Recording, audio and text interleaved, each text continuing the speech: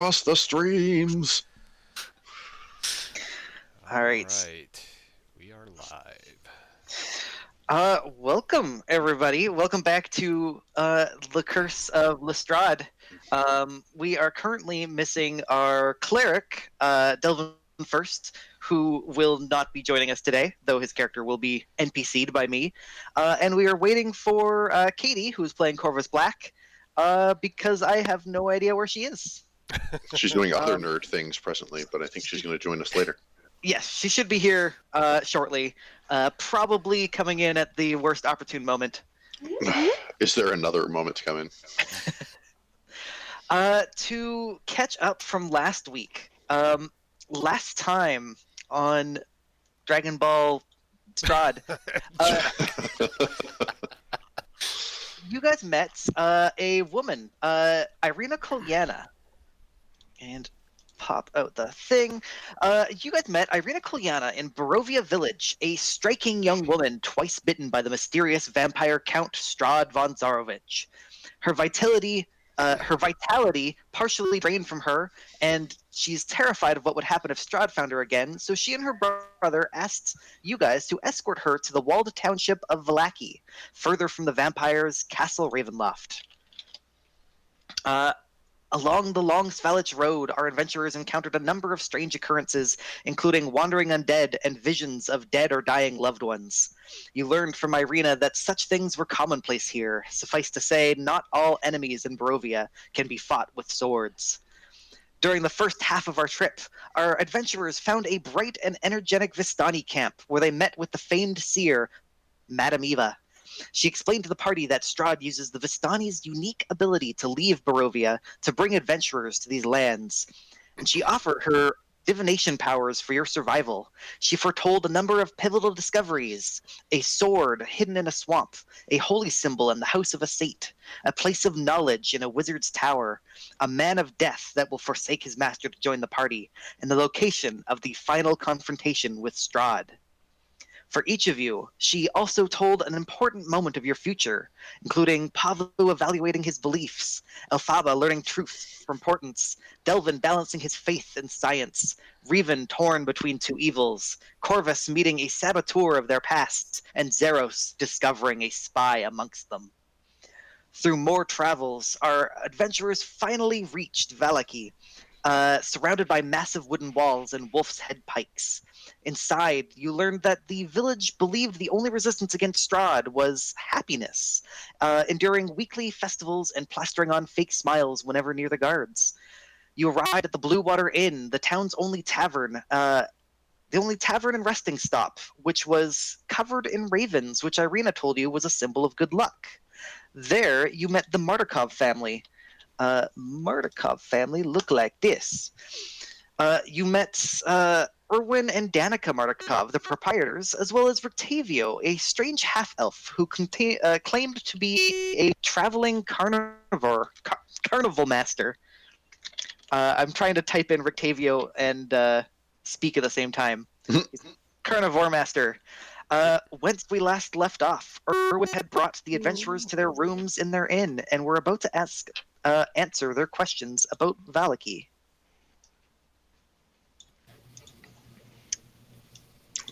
Yeah. On the Vallaki music, that is louder than I expected.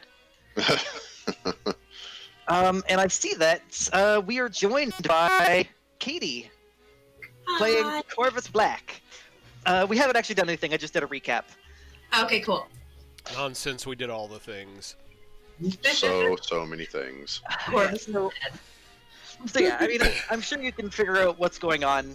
So the dragon that Erwin became attacks you guys. I gotta come up with a better joke than just dragons every time. Dragons are always good. I'm going to reconnect because I can't see Katie. Okay, sure. Do some attempts at reconnection. Okay, so we are all in the room, and we had just started launching into questions, yes? Yes. Okay. So wait for Zeros. Hello. Can everyone see everybody? Everybody sees everybody. Perfect. Is Eric here or no? No. Eric is not here today, unfortunately. Okay. I was like, oh. So Erwin, a sort of boisterous man with a raven motif. His decorations, his clothes have raven feathers, and there's even one sort of tucked in his collar lapel. He gives you guys your keys, and it's like, well, my friends, is there anything else I can help you with in this town? You must be tired from your long adventure. God, I can't do his voice well. It's good enough. Matt Mercer, I am not. I don't think many people are. Actually, what could you tell us about the local church? St. Andrew's. It's a pleasant enough place. Father Donovich. Father Petrovich is the proprietor there. He's actually the brother of Lady Lydia, the wife of the burgomeister. Other than that, I don't really have much to tell you. It's, a happy enough place if you're into that sort of thing. What sort of thing is that? Well, the Morning Lord. That's what they worship there. He's the, the god that brings the sun every day. I mean, we haven't seen the sun in hundreds of years, but I'm sure he's bringing it beyond the clouds. Is it your opinion then that the church have they been involved with the defenses in any way or been able to stave off the evils? Have you seen tangible evidence of that? Tangible, no. There has been a lot of talk about this church being hallowed ground. The priest there, he claims that Saint Andrel has blessed the church and that no undead can cross through the threshold. Unfortunately, I've never seen an undead try, so I can't really confirm or deny that. What about the rebellion that's brewing here in town? Rebellion? It's the first I've heard of a rebellion. One of the guards was talking about it on the way in as they were hanging up ridiculous signs. Ah, no, not a rebellion, a festival. No, they clearly were speaking about a rebellion after so many needless and drudgery-inducing festivals. You should keep your voice down, my friend. There's no rebellion going on. No one would dare. No one would dare. I'm gonna try and make something. Like an Persuasion check to try and get him to divulge any things that might be happening in that line of anythinging. Okay, sure. Yeah, persuasion. Pavu is a master persuader. Apparently. My persuasion pants today. Yeah. You burned down a shop to try and convince that guy, but no. Almost. You just got Almost burned down a shop. honeyed words for Erwin Mardukov. So he says, now that you mention it, there is some stirrings about Lady Fiona Walker. She is one of the few nobles in this town. She's one of the few people that openly fights against Baron Vargas Valakovich. She's often quoted as saying, "I'd rather serve the devil than a madman." If there was any rebellion, I'm not saying anything, but she does have money and friends, so I don't think our fair Baron is going to get rid of her anytime soon. That said, I don't put much stock into it. Baron Vargas is possibly a little too interested in his attempts to save our city. But festivals are fun. Our kids like them. Everything should be fine.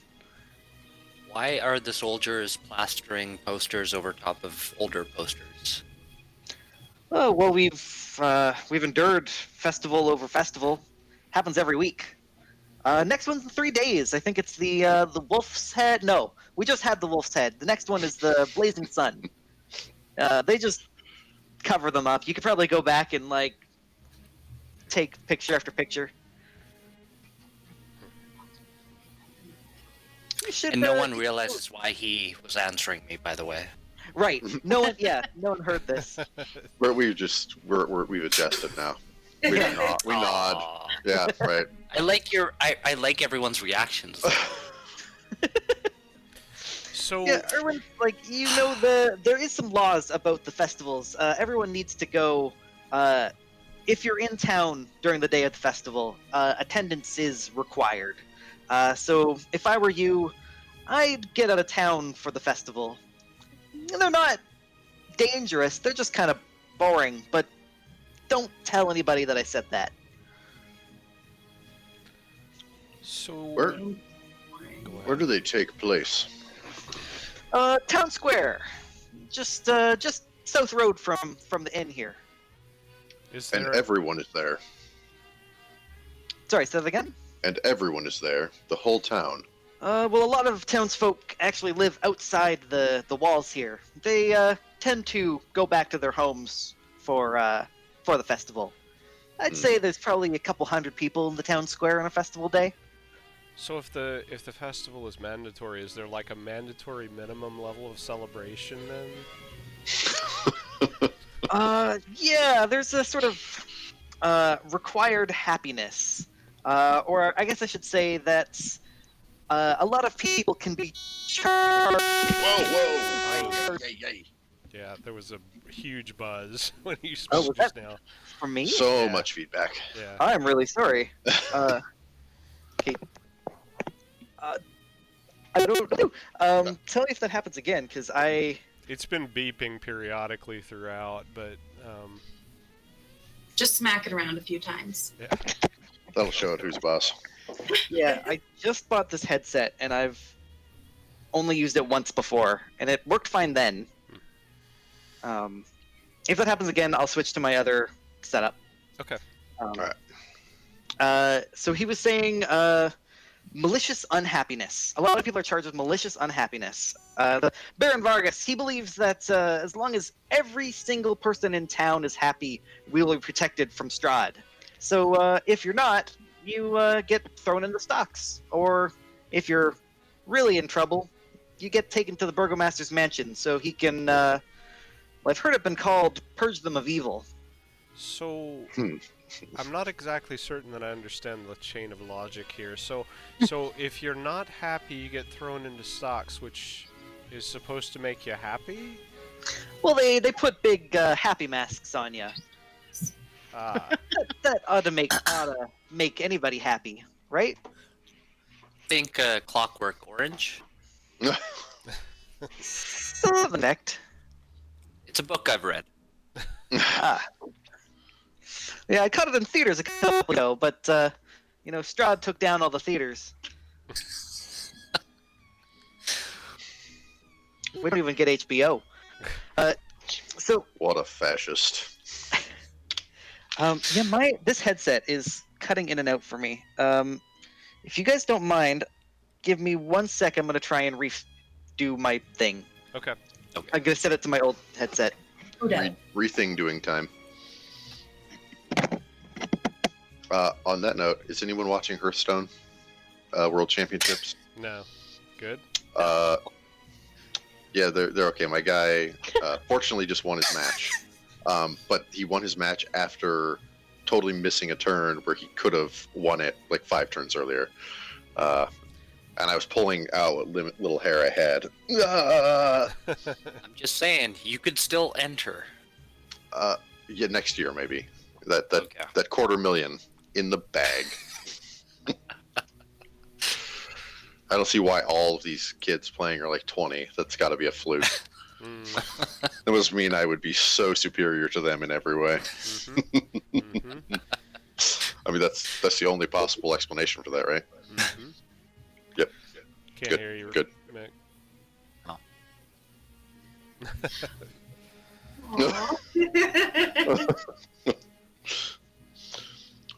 It's actually kind of funnier without any volume. Wonder if you can hear us. I think you can hear us.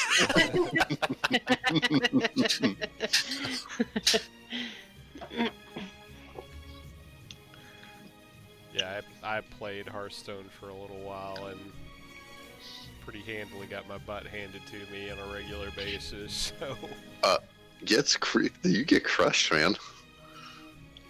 The only upside is that since you can't like directly chat with your opponents, you don't have like the 12-year-old telling you you're such a total piece of garbage. Noob. I mean, you know they're saying it, but you don't actually have to hear it. Thank goodness there's not a trash emote of some sort. Then Right. you get bombarded with that constantly. Where's the face squatting emote?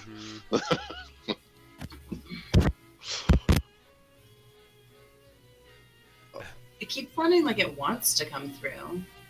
Yeah, for brief noise, but Oh wait, we're back. We're back to the squealy ones.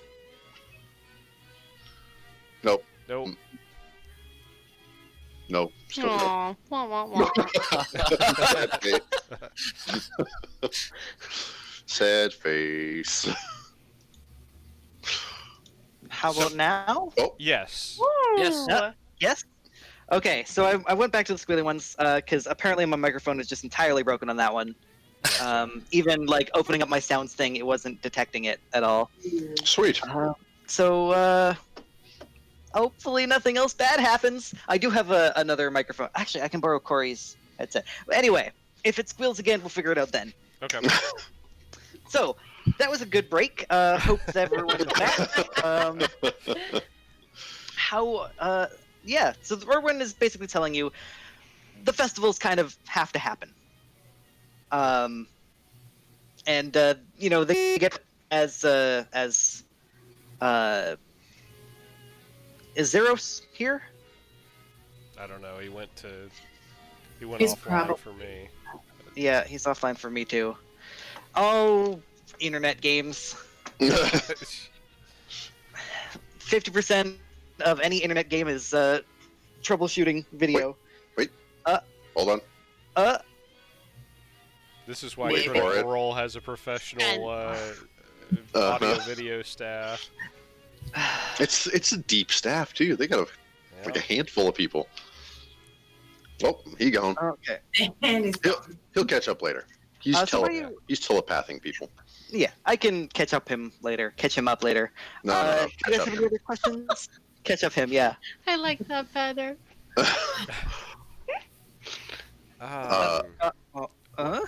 What about the Amber Temple? Have you heard of it? Does that name ring a bell with you? He thinks, no, I don't. Never heard of an Amber Temple. What kind of temple have you heard of? There's a temple, more of an abbey, up in the town of Kresk. Sun motifs. It's super big into the Morning Lord, but it's Amber. Couldn't tell ya. Never been there myself.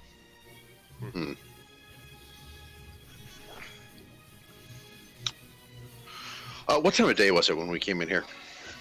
Like 3 p.m., 4 p.m. Sun comes down around 6. Okay. Ireena is with you guys, and she does say that she would like to. I would like to go to the church before the sun goes down.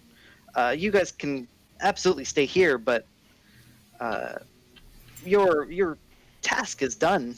You don't need to protect me anymore now that I'm inside these walls. Nah, nonsense, lass. I'll escort you to the church.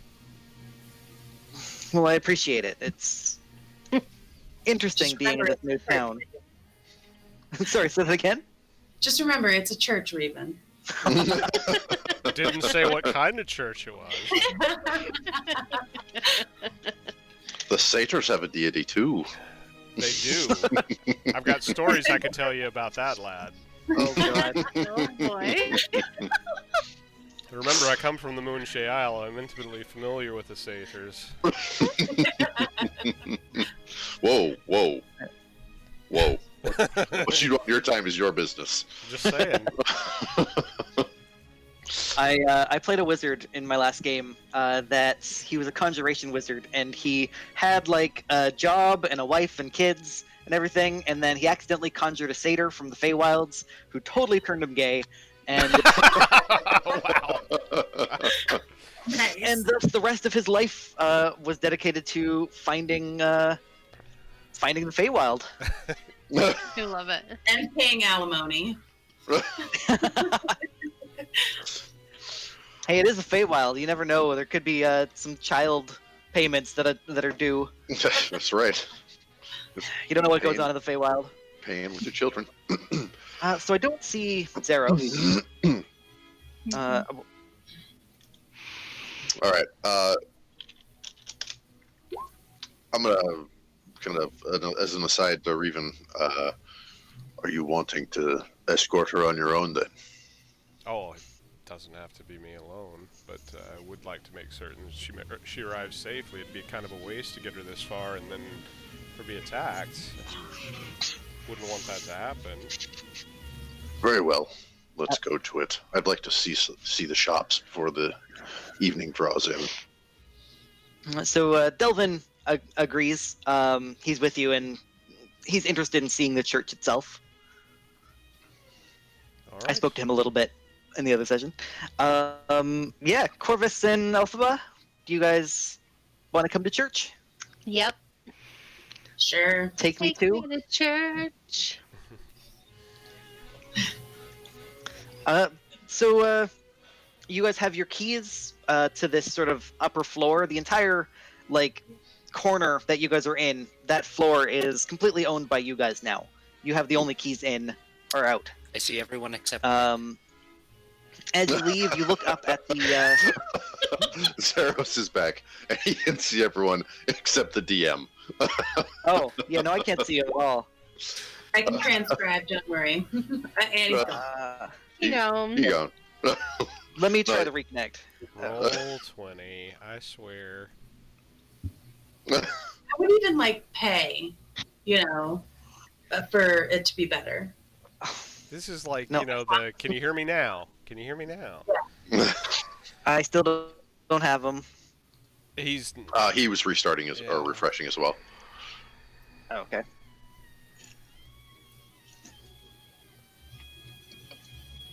So where is the church from here?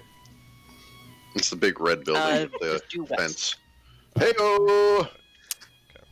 Hey, you're back. Didn't see Yes. him. Ha, ha, ha, ha. I can see him now. So we better get going as fast as we can before something else bad happens.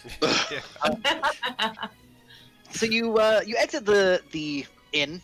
People are still coming in as the sun starts going down a little bit. The inn seems to be a very popular place. More and more people sort of pile into the bar, and you see that Danica and Erwin are almost having trouble serving everybody. Isn't it, am I remembering correctly, is it the only inn in town? Yes. Then, yes, I would understand why it is popular. And again, you guys see that on the rooftop of this place, the roof is sort of sagging, and it is covered with ravens. There's at least a dozen sort of sitting up there, some of them watching you guys, some of them just paying no mind. And you can actually see, Corvus, you spot a small little hole in the attic, or sort of the wall to the attic, where a couple ravens sort of go in and out. Kind of like a beehive, but for birds. Gross. Or, Like a rookery. yeah, like a birdhouse kind of feely. Like an on-purpose birdhouse, or like we're winged rat birdhouse? It looks on purpose. Okay. Yeah, there's a small little window almost A little too small to be like a window, but too big to be an I accident. think he said last session that they had a rookery, right? Yeah, am I able to see if they've got like bands on their legs or anything? I don't know if I'm that good, but Yeah, you'd be able to notice that once or twice there's sort of a little strip of paper wrapped around a leg of one. Sort of flies in and... The Department of Fish and Game is active here, or... Exactly, they're the... Okay. So, as you guys leave, you head... you were just told, go due west, just follow the big main road. You get to the next sort of intersection here, not very far away, and you notice that across the street there is a crowd of people. About a dozen people, most of them wearing very drab gray clothing, and most of them have just sort of fake smiles on their faces. But there's two people. One is a woman in sort of a green dress, and another one is a man who has a red handkerchief sticking out of his pocket. They are sort of at the center, or they're at the edge of the crowd, watching something in the center of the crowd, and those two are laughing their asses off. Everyone else is just kind of politely smiling. But it looks like something in the center of this crowd is making those two people shit themselves. I'll walk over to the closer of the two that's quite amused and see if I can, with my impressive height, see over the heads of these puny humans and see what's happening. Yeah, you look over the heads of them and you see... I'm going to roll to see if you know what this is. You see what looks to be a very tiny man in a tutu covered in hair. As he dances and makes ook ook noises.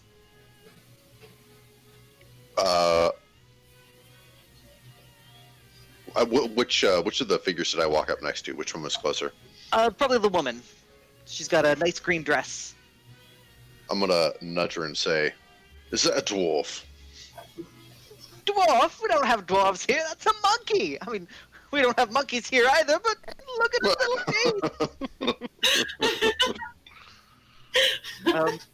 face. As sort of you make your presence known, you're massive and in plate mail, so you're kind of intimidating. Wolf's head helm.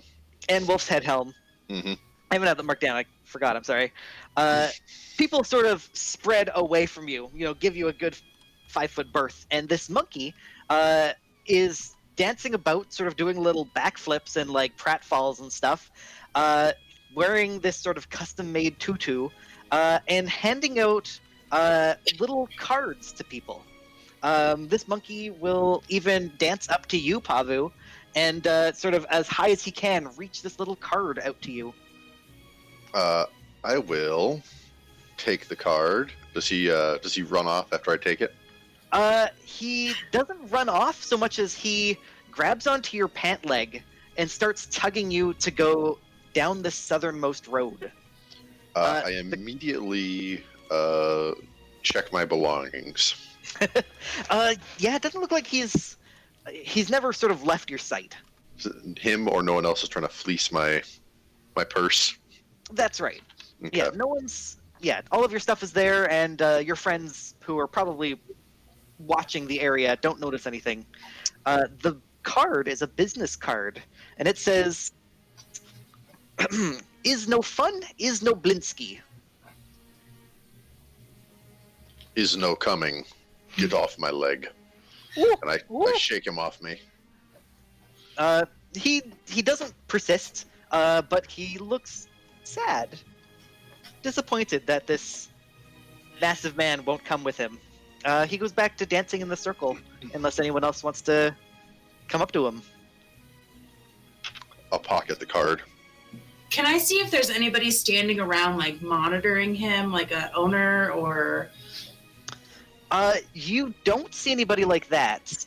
Though, as you look down the southern street, you can see sort of a couple buildings down. There is a toy store that has the letter B sort of emblazoned on a toy rocking horse hanging from a sign. A toy store? Well, I mean, we know there are children here, so I'm not entirely surprised by that. And if you have a burgomeister who is intent on fun being mandatory, then why not a toy store, right? Ireena Frivolous is right waste next of to you, time. Raven. Mm-hmm.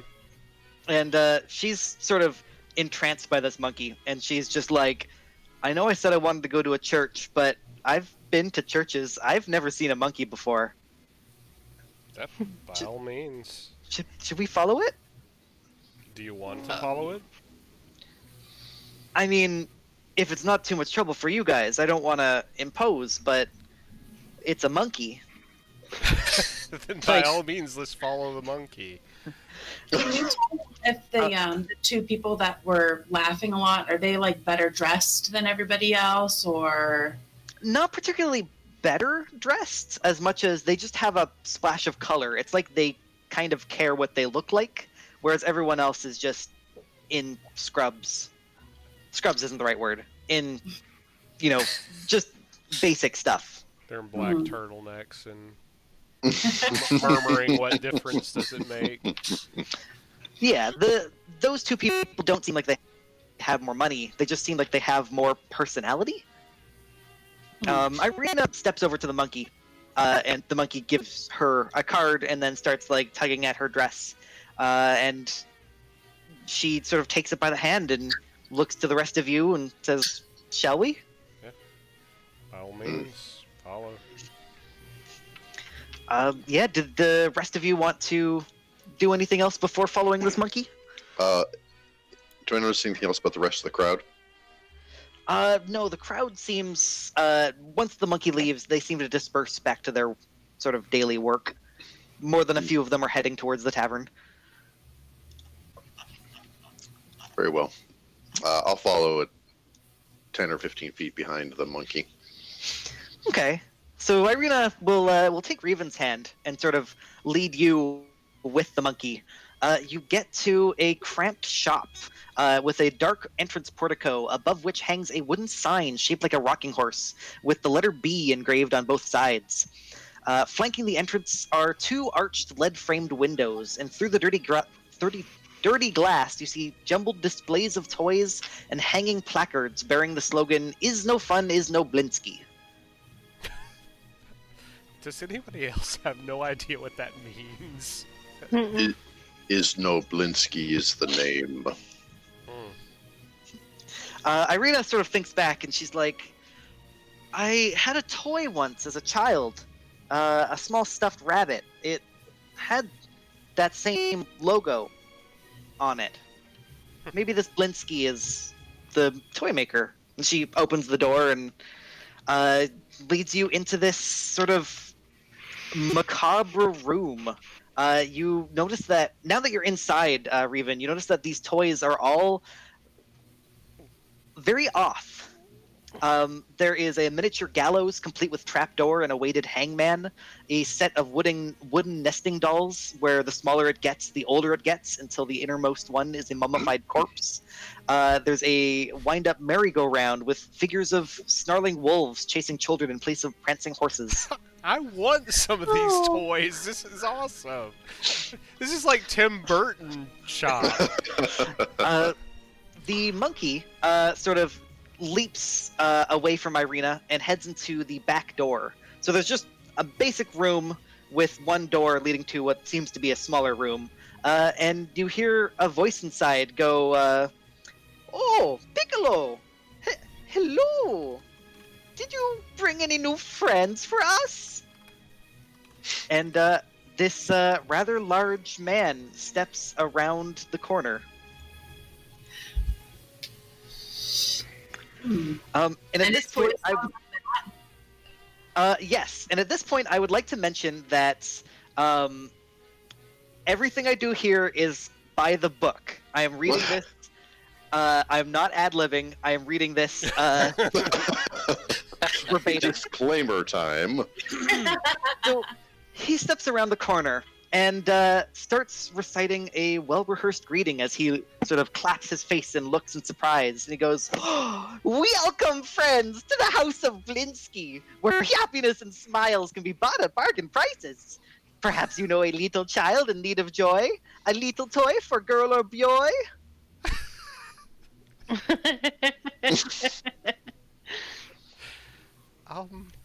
And again, I'm going to paste this into the chat. This is the script I'm given. I am nothing if not dutiful.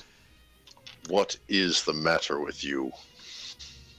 The matter? Well, I'm just your friendly wizard of tiny wonders. Even big kids like you need toys once in a while, yeah? Cast me a spell, wizard. I'm not that kind of wizard. I'm the kind of wizard that makes wonderful, lovely things, like this. And he picks up this a headless doll that comes with a sack of attachable heads, including one with its eyes and mouth stitched shut. And he sort of... I like this already. This is awesome.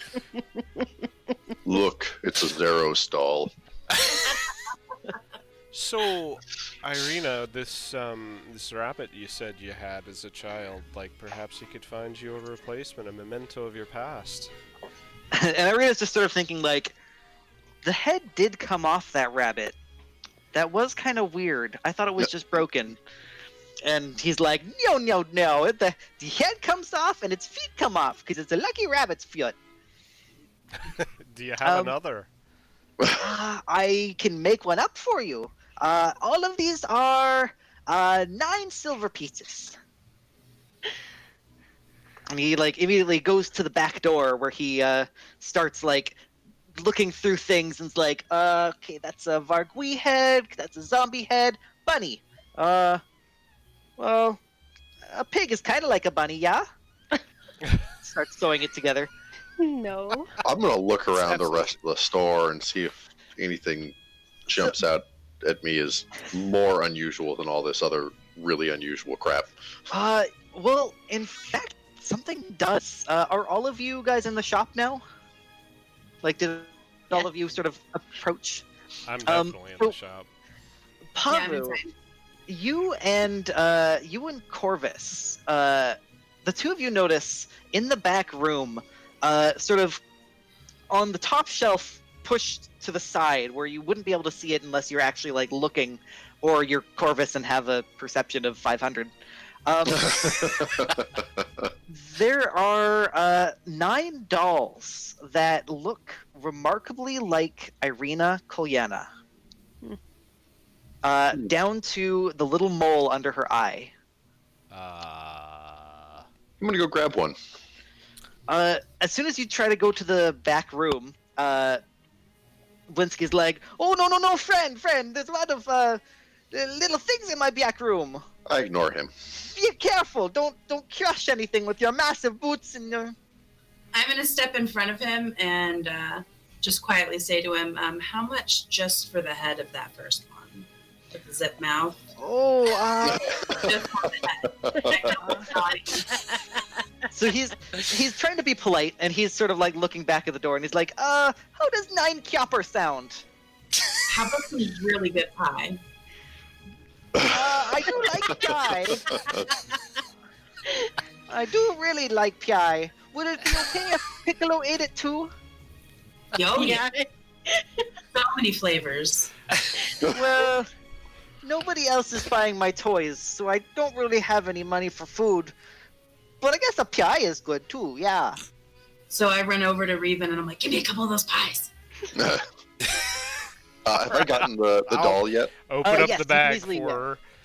While they are doing this, I'm going to approach behind It was and Corvus that said that. Open up the bag for him. lay my hand around the back of his neck and turn him with the doll in his face and say, This is Corvus, you said, right? Or Blinsky? No, Blinsky. And say, explain. He immediately goes white. He's just like, well, you see, And sort of as he's doing this, he's looking at the doll that you've got in front of him, and he's looking at Ireena, and this sort of realization dawns at him, and he's like, "You're her." I squeeze. It's Izek Strasny, the burgomaster's henchman. He keeps telling me to make him some dolls. I promise, it was just Isaac. Who told you what the doll should look like? Isaac did. He doesn't pay for the dolls, but he tells me to do them or he's going to burn down my house. Every doll is modeled on a description given to me just by him.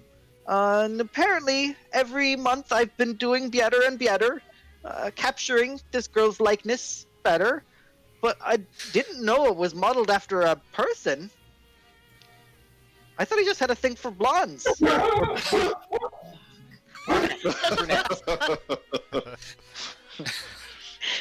Katie's like, God damn it, I wanted him to have a thing for redheads.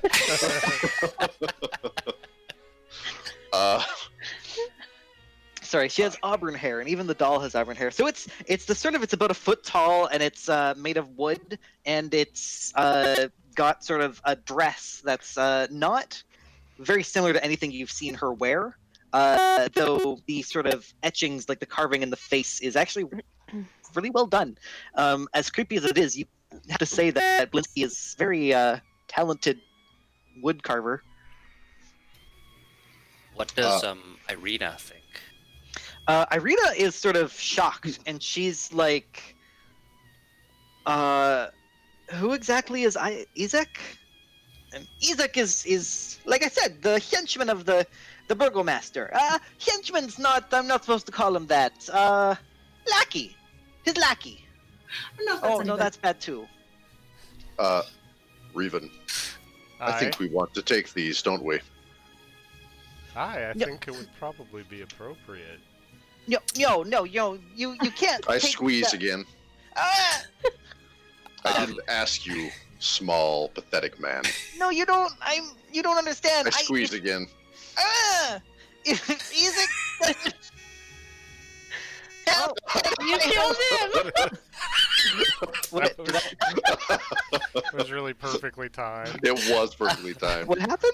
You hunched and you squeaked. Your microphone did nothing but squeak. I'm really sorry about that. The timing was impeccable. So he's panicking. He's saying like, if you don't, if you take it, Isaac will come and burn down his house. What do you think I will do to you? I don't know. Yes. Isaac, I know will. Where can we find this Isaac? He lives with the burgomaster. He's like the burgomaster's son. I mean, his other son. The one that's not crazy. We should go talk to this Isaac. Maybe we could convince him that we're going to take this to Isaac. So he gives it to us. Who do you say that Who to, did you say Zara? that to? I say that to Riven. That's not entirely a bad idea. Actually, we could take this to Isaac for you and save you the trouble. I'm gonna cast Bewitch. Okay. Yeah, make me a persuasion check with Bewitch on. Yep. Let's see, persuasion.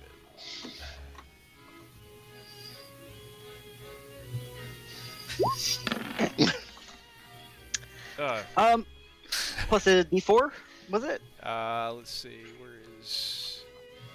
Where is that spell? Bewitch. Yeah, you add a D4 to your charisma and deception. Okay. Or sorry, deception and persuasion checks. Does he get advantage because I'm threatening to crush his skull? Yes, I will say. Well, that would be more intimidation. Persuasion is sort of. I'm playing the nicer. good cop. I'll say you land somewhere between 14 and 19. And Blinsky's like, yeah, you'll deal with Isaac? Aye, indeed we will. We'll save you the Okay. trouble. Okay, well, I just finished one, so it's good timing, but, please be careful. He has this big demon arm, and he throw fire. demon arm and he throws fire. Yeah, it's not fun. You sure you weren't drinking at the time? Ask anybody in town. You'll notice that he makes nobody happy.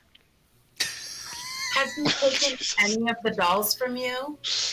Or does he leave them here and that's why you have so many? He leaves them here. He says they're not good enough and tells me to make another. It's been going for 9 months. Well, in addition to these dolls, I'd like the rabbit, and I'd like the carousel with the wolves chasing the children. Okay. I also have this mobile, and it's a wooden string mobile of bats with flapping wings. I'm more interested in the wolves chasing the children, but thank you. Okay. Can I get Are you going?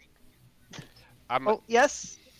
I will pay him, but I'm using minor illusion again to augment how much I'm actually paying him. Just pay him in pies. I've already established this trade route. Oh, okay. Well, I mean, you know, I'll open for Corvus to distribute pies as he sees Yeah, fit.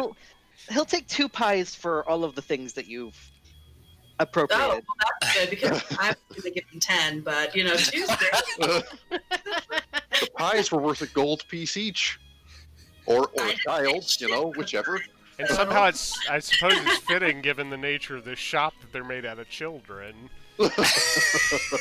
Only the finest. Allegedly. You know what? The recipe said no children. It did.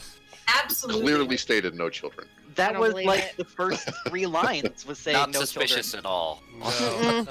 The first 3 ingredients were specifically not children. So Zara, sorry, you were saying something else? Can I ask Delvin to make like an Arcana check or something to see if there's anything enchanted in here? Yeah. Delvin, where is your character sheet? Delvin being our NPC, or our PC who is NPCing.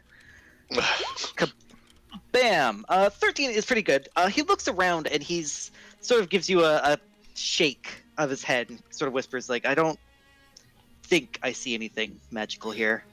Okay. Though I would have to cast Detect Magic to be sure.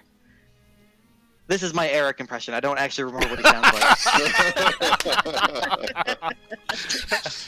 Put a little more southern twang to it. A Yeah. little more southern. Just a little. If I do too much southern, I just turn into Blanche DeVoe. Yeah. or Foghorn to Wow. Leghorn. Now she would make a good DM. Yes, All right, she I'm saying. If you start in with the now I say. Now I say officer. Please. Anyway, let's continue the. I'm gonna get a burlap bag and put all the dolls in it. And Okay. I'll hand Ireena the rabbit doll. Ireena will take it and she'll be like, I didn't really want this. Give it to a child that might enjoy it. Yeah, I'll do that. She puts it in her pocket, her pouch, making sure to zip it up entirely, so it's no part of it is sticking out. Wow. As you guys sort of get ready to leave, Blinsky does stop you and says, you guys don't. Well, some of you don't look human. I'm trying to put a Y on human. That's really that's hard. Some of you guys, are you guys visitors? And he's saying it again with that capital V, sort of the you guys are outsiders of Barovia. Why do you ask? Well, I hear rumors that visitors often go and attack Castle Ravenloft. I was just gonna wonder, if you guys are gonna go, now that we're friends and everything, there's a clockwork man there. He's there's this inventor. His name's Fritz von Weirg, and he made his greatest invention is a clockwork man. It's a masterpiece, and I'm just hoping that someday you can find him and deliver him to me. In exchange, I'll make you any toy you want. I'll see what and, I can I do mean- for you. Business has not been too good, so I have no other reward to offer except perhaps Piccolo. But don't you need them? Well, I only just got Piccolo. About few weeks ago. That nice half-elf Rictavio gave him to me. Well, I'm not particularly in need of a monkey, but I'll see what I can do for you. Oh, well, he knows how to do laundry. Jeez. Can I have him for my house? Tell Yeah, you but, what, but he also flings poo, so if you Well, found this there's clockwork that. man, trade-off. if you find this clockwork man, I would be very happy if you brought him to me. I'll see what I can do. Then I'll trade you my monkey. No, go. I'm sick of doing this voice. No, I think you have to do the entire rest of the module with him. Matter of fact, we need to hire him as our tour guide. So Blinsky is now your torchbearer. Yes. Look, guys, there's a vampire. I need this guy as my herald, is what I need.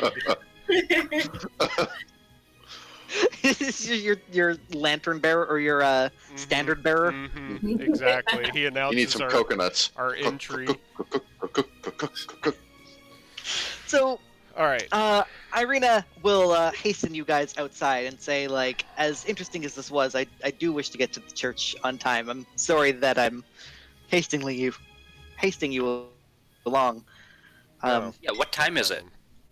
So about 5 o'clock now. People are starting to light torches, and you notice a few people carrying lanterns.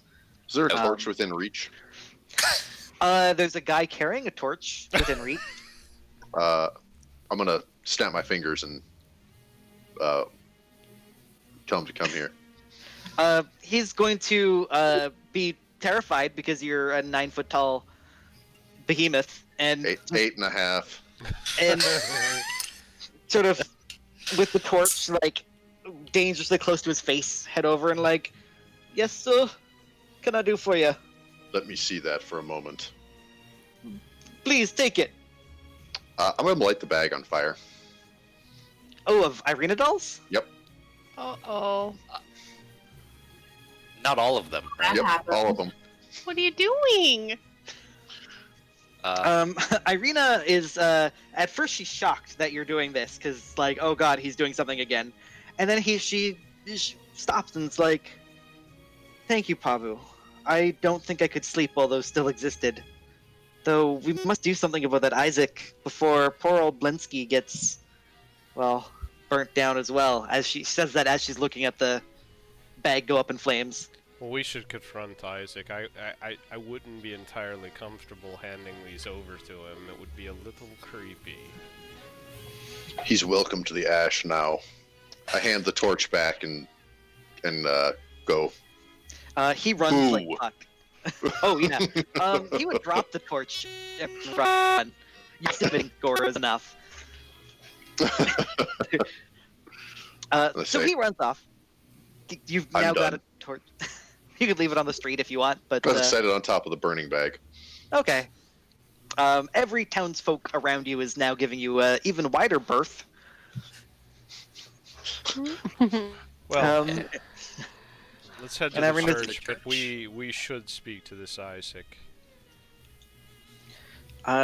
yes, perhaps after. The church, I was thinking, I would go speak to the burgomaster come morning. Perhaps he can help me find a permanent residence here. I can certainly accompany you on that. Excellent. I wouldn't be too comfortable in that house knowing that Isaac's around. I don't blame you. That's a bit creepy. Do we pass any houses that match the description of the noblewoman's home? No. As you go further west, you notice that the houses decrease in value. Buzz. They decrease. Decrease in value. Okay. Is it really loud buzzing or is it? It's just Mhm. it's replaced with like your words are replaced with what sounds like beep. Oh god, I'm really sorry. That's really bad for streaming, isn't it? If you guys will give me like 5 minutes, I will steal Corey's headset. Okay. Well, it's an hour in. We can grab a quick 5-minute break. Yeah. Yep. Yeah, let's call it 5, and I will meet you guys with a hopefully working headset. All right. We'll be Huzzah. right back. Anybody watching the stream, thanks for watching, and Yep. see you soon. Burb.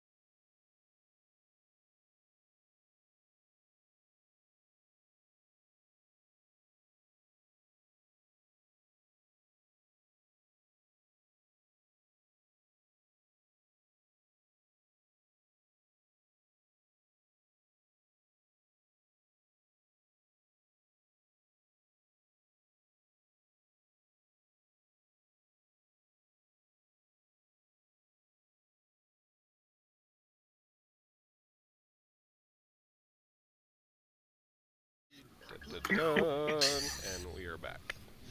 All right. So we have set up, did a lot of work getting audio to work. I now have a brand new fancy mic, and by new I mean super old, but works anyways. Also, Actually, Lindsay got coffee up her nose while we were yeah, that was fun. which was terribly entertaining. That is both a very efficient way to become caffeinated and probably an unpleasant one. I feel great. I remember reading a post on like Twitter or Tumblr about someone doing that, finding a way to snort caffeine powder, and No. apparently the thing about it is that it works instantly, but it also metabolizes instantly, so you crash like that. So it's like cocaine. Basically, yeah. I'll remember that. I'll keep that in mind when I go to too. Next game, we're gonna have Rip with like a line of like coffee grounds on the table. You got coffee, man? You got coffee? Jonesing. What have we done? So you guys arrive down the streets at a slouching centuries-old stone church with a bulging steeple in the back and walls lined with cracked stained glass windows, depicting pious saints. A fence of wrought iron encloses a garden of gravestones next to the church, and a thin mist creeps among the graves. Across the street, there is a number of children, and you realize as you look at it that it appears to be an orphanage run by this one sort of crotchety old woman who is barking commands at the kids, telling them to, stop climbing on that rocks and stop throwing rocks at that cat and stop throwing that cat in a tree. Oh. Just leave the cat alone. The church itself is basically the same size and shape as the one in Barovia Village, though the sort of saints and the stained glass look a lot fancier. Ireena walks to the front and sort of moves to open the door, and I'm trying to find the church. There's the church. Take me to church. You guys are not on this map. Give me 1 second. Advanced line sight. Come on, roll 20. Work with me, please. Church is very dark. Yeah, it is. I apologize. Give me Oh 1 my second. God, on. Snap that fire. There we go.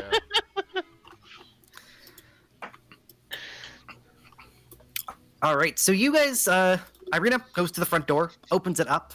The door is already open. And you see inside is a very much like the church in Barovia, except not covered with piles of debris and, doesn't look like there is a vampire attack inside. You can see that there's a number of people sort of bustling about inside, sitting down, getting ready to hear a sermon, it seems like. There's a priest talking to a gravedigger quietly up at the very front, and people are just sort of trying to get seated. It's almost as if half of the town has gone to the tavern and the other half went to church.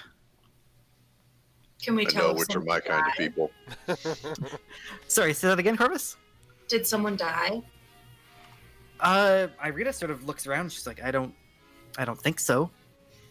I was just wondering why the gravedigger was there.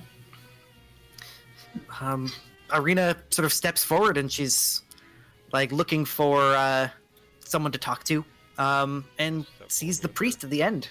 I'd like to step in and see if I can tell whether or not this is consecrated ground. Yes. You use what ability is that called again? Religion? So here's one note. Zeros, you get to the edge of the doorway, Oh. and you feel like Snap.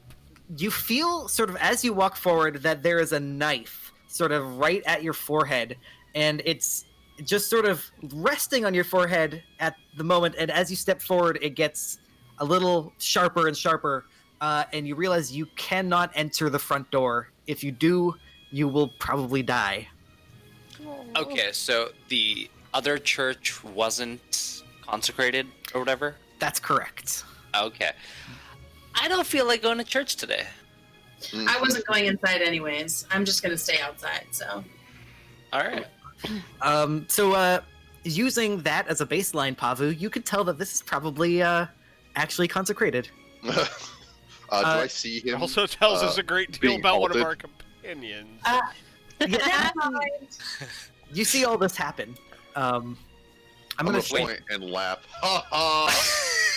I knew I couldn't trust you.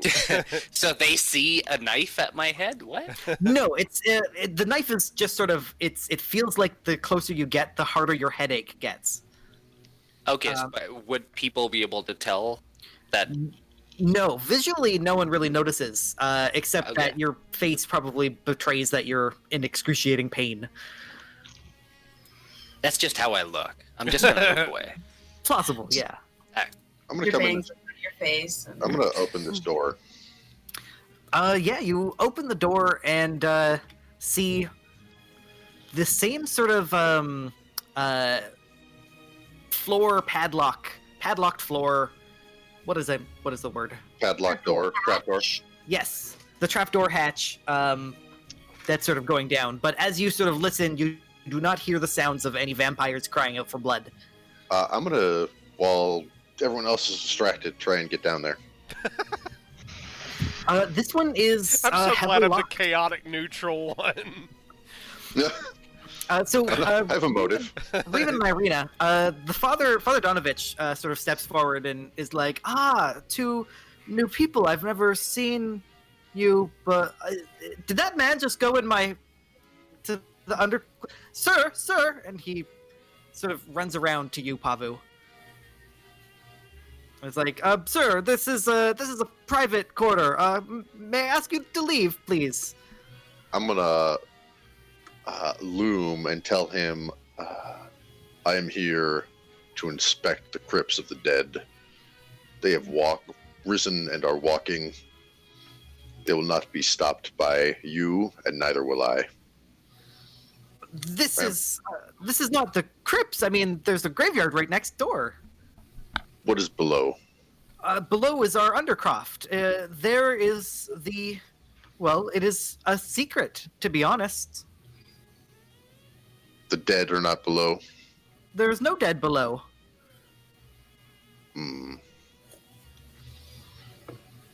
I will step out. Okay. He, as soon as you leave the room, he sort of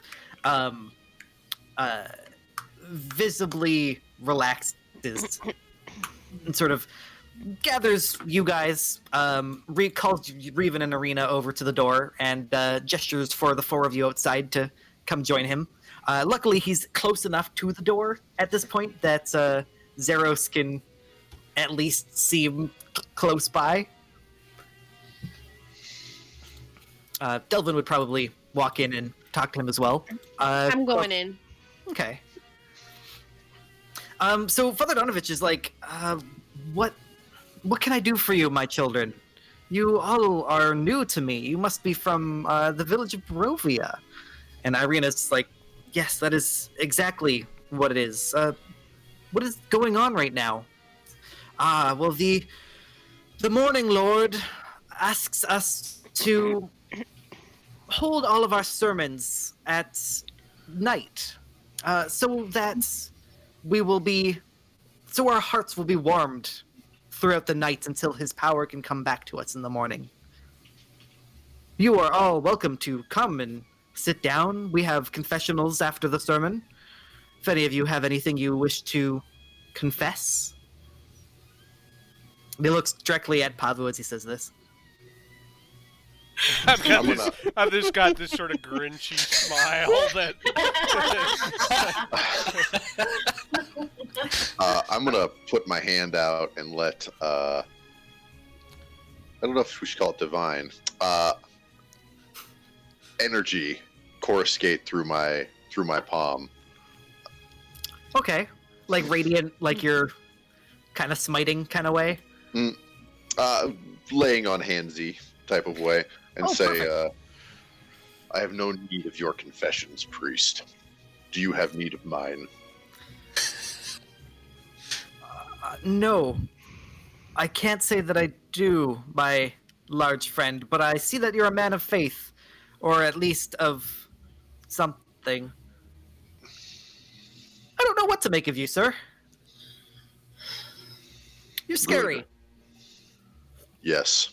Please try not to scare any of the children. No.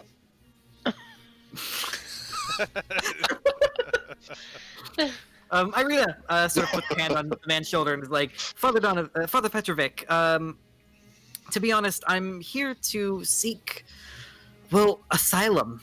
If you don't mind, I'd like to speak to you in a private room. And Father Petrovic is like, asylum? I've never heard of such a thing. Well, yes, I can speak to you in this room right here, and sort of leads you back into the room with the trapdoor. Damn it. And he's saying sort of, what can I do for you, my child? And Ireena's like, well, I'll be honest with you.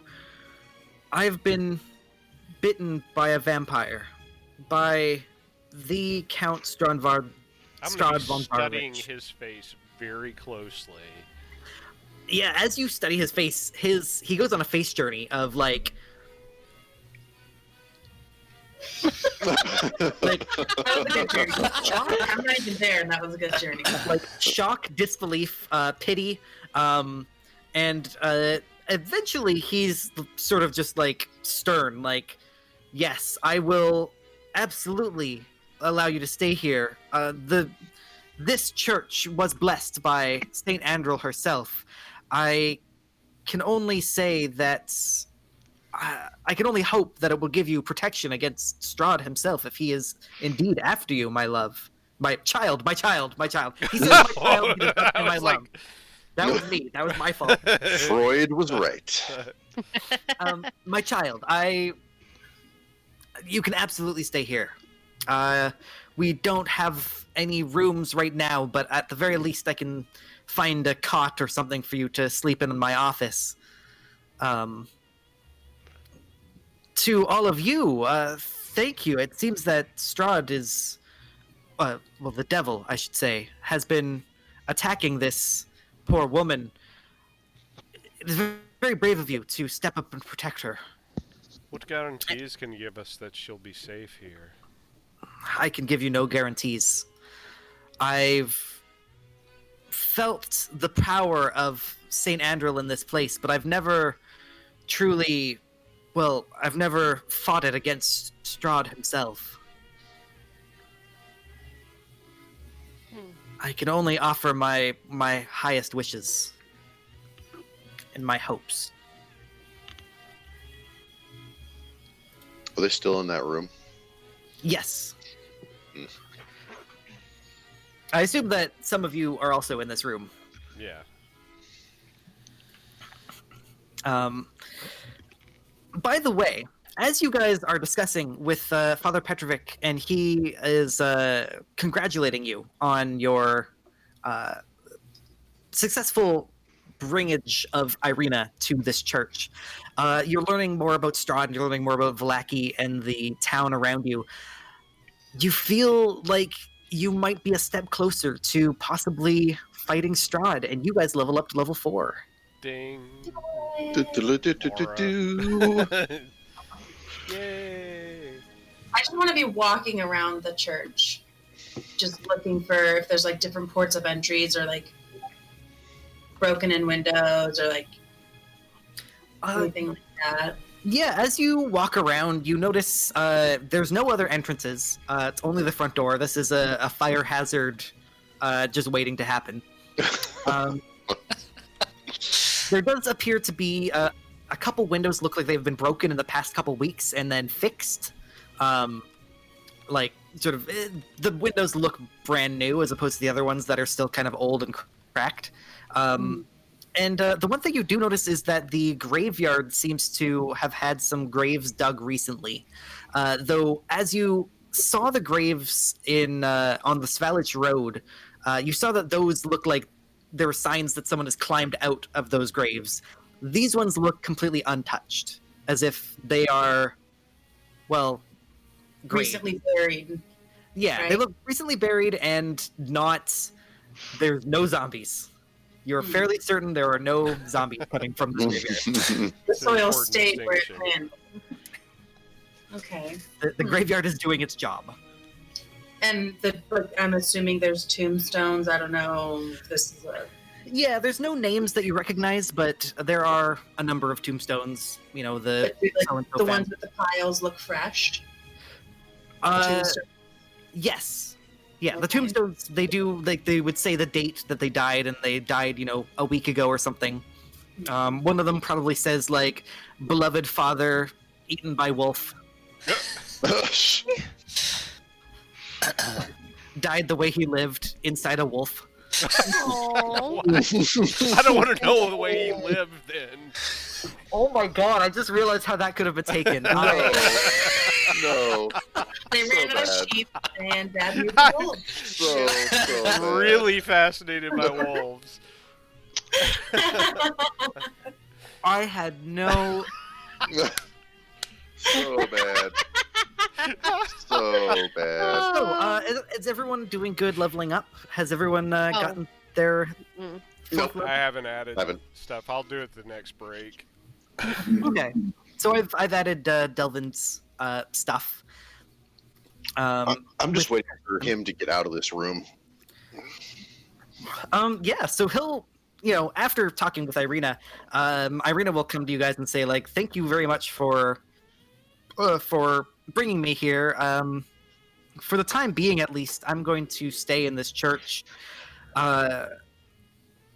There's not much that I can do to help you. In fact, I don't know what your plans are right now, but if I find any interesting information, perhaps about those portents that Madame Eva gave you, if I find anything, I'll tell you. So come visit me sometime.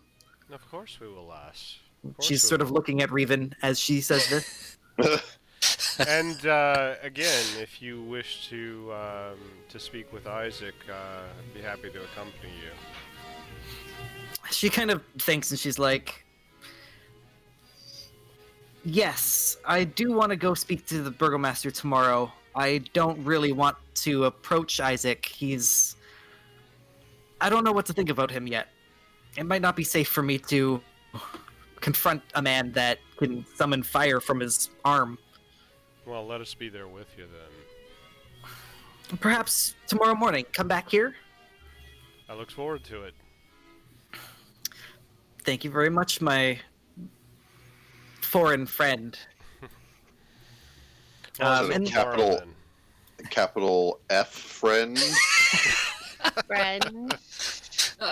I'll kiss her hand. So, I know you're a half-elf, so Yes. age is kind of weird. Yes. But in terms of humans, how old is he? He looks like he's, probably, I don't know, late 20s, early 30s. Okay. Yeah, because Ireena is 19. Gotcha. So I don't know if that's not too weird. That's No, not No. exceptionally weird. That's what Um, Riven likes about high school girls. As you get older, they stay the same age. Ew. Well, Raven ages very slowly, so... So Father Petrovic goes, sort of gestures to Ireena to go sit down at the sermon and sort of asks you guys, like, if you wish, you can join our sermon. If not, have a good evening. And sort I of have walks not off. left that room. Yeah, no, he leaves Pavu behind. So Pavu, you are now in the clear. Well, What except a for dummy. Reven. Is there any rafters or exposed beams in this room? Do I see yeah. Pavu, looking for obvious places to explore? If so, then I'll just lean casually against the door and be kind of lookout. Yeah, sure, I'm yeah. gonna look over to Riven and nod. I have block and tackle in my bag. I'm gonna try and rig up some mechanical advantage to break this chain. Mm. I will Yeah. cast minor illusion to have Pabu just kind of looking, kind of leaning against the door frame, watching the sermon. Okay. Your antics. Delvin will probably go and join the sermon while this is happening, so he won't interject while you guys do fucking dragon heists. I'm an with the- enabler in this particular case. I'll just Don't let you have Pabu do his lockpicks? thing. Enabling the kleptomaniac. Yeah, again, I didn't expect to be the one being the cover for this sort of behavior, but Especially not from the paladin. yeah. So, do you want to try lockpicking it first, or do you want to just, block and tackle, destroy? Because that might cause some noise. Apparently, a bolt of inspiration is hitting me, and I look to Riven and say, "Can you open this?" I think so. I will kind of make sure that nobody's looking my way and slip into the room. Yeah, for sure. Okay, and then I will try lockpicking. Yeah. Give me a lockpick. All right. Roll. Let's see. Thieves tools. Where is that? Thieves tools. Here we go. Attribute dexterity. Can I assist? Yeah. Oh, I don't need it. You don't need it. I'm You like, barely I got even this. you barely even touch it. You just stick it in, and it's already like explodes. Man, you're on a roll tonight. That's That's how it happens with me too. Oh God.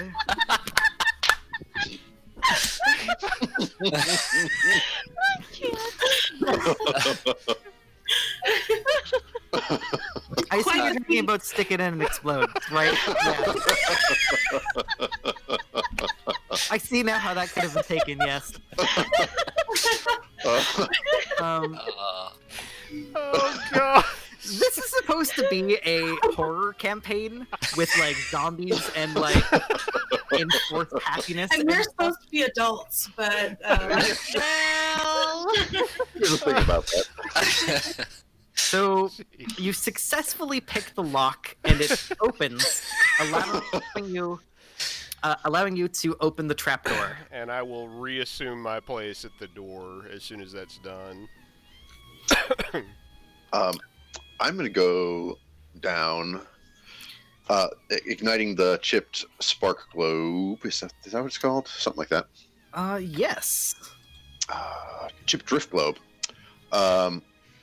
And I am looking specifically for hints about anything to do with Strahd, anything to do with his nature, weaknesses, or something that may be illuminate how he took control of this land.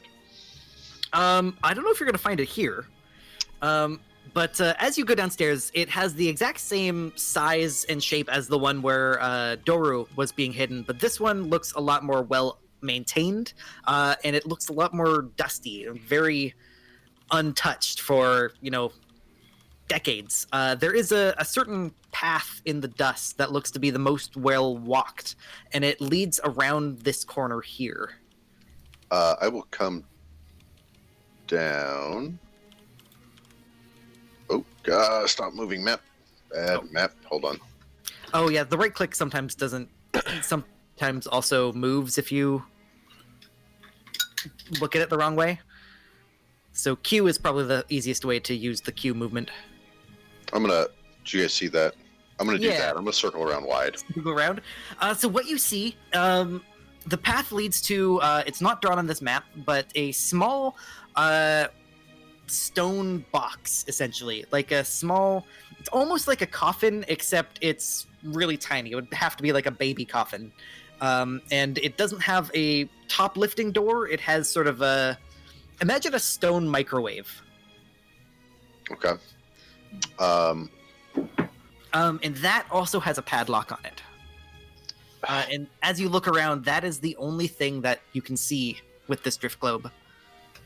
I'm gonna come right up to the edge of the worn path and try and see if I can see how recent the most recent trip down here's been. Yeah. So you think, based on your investigation skills, you inconclusive. Definitely not in the past month.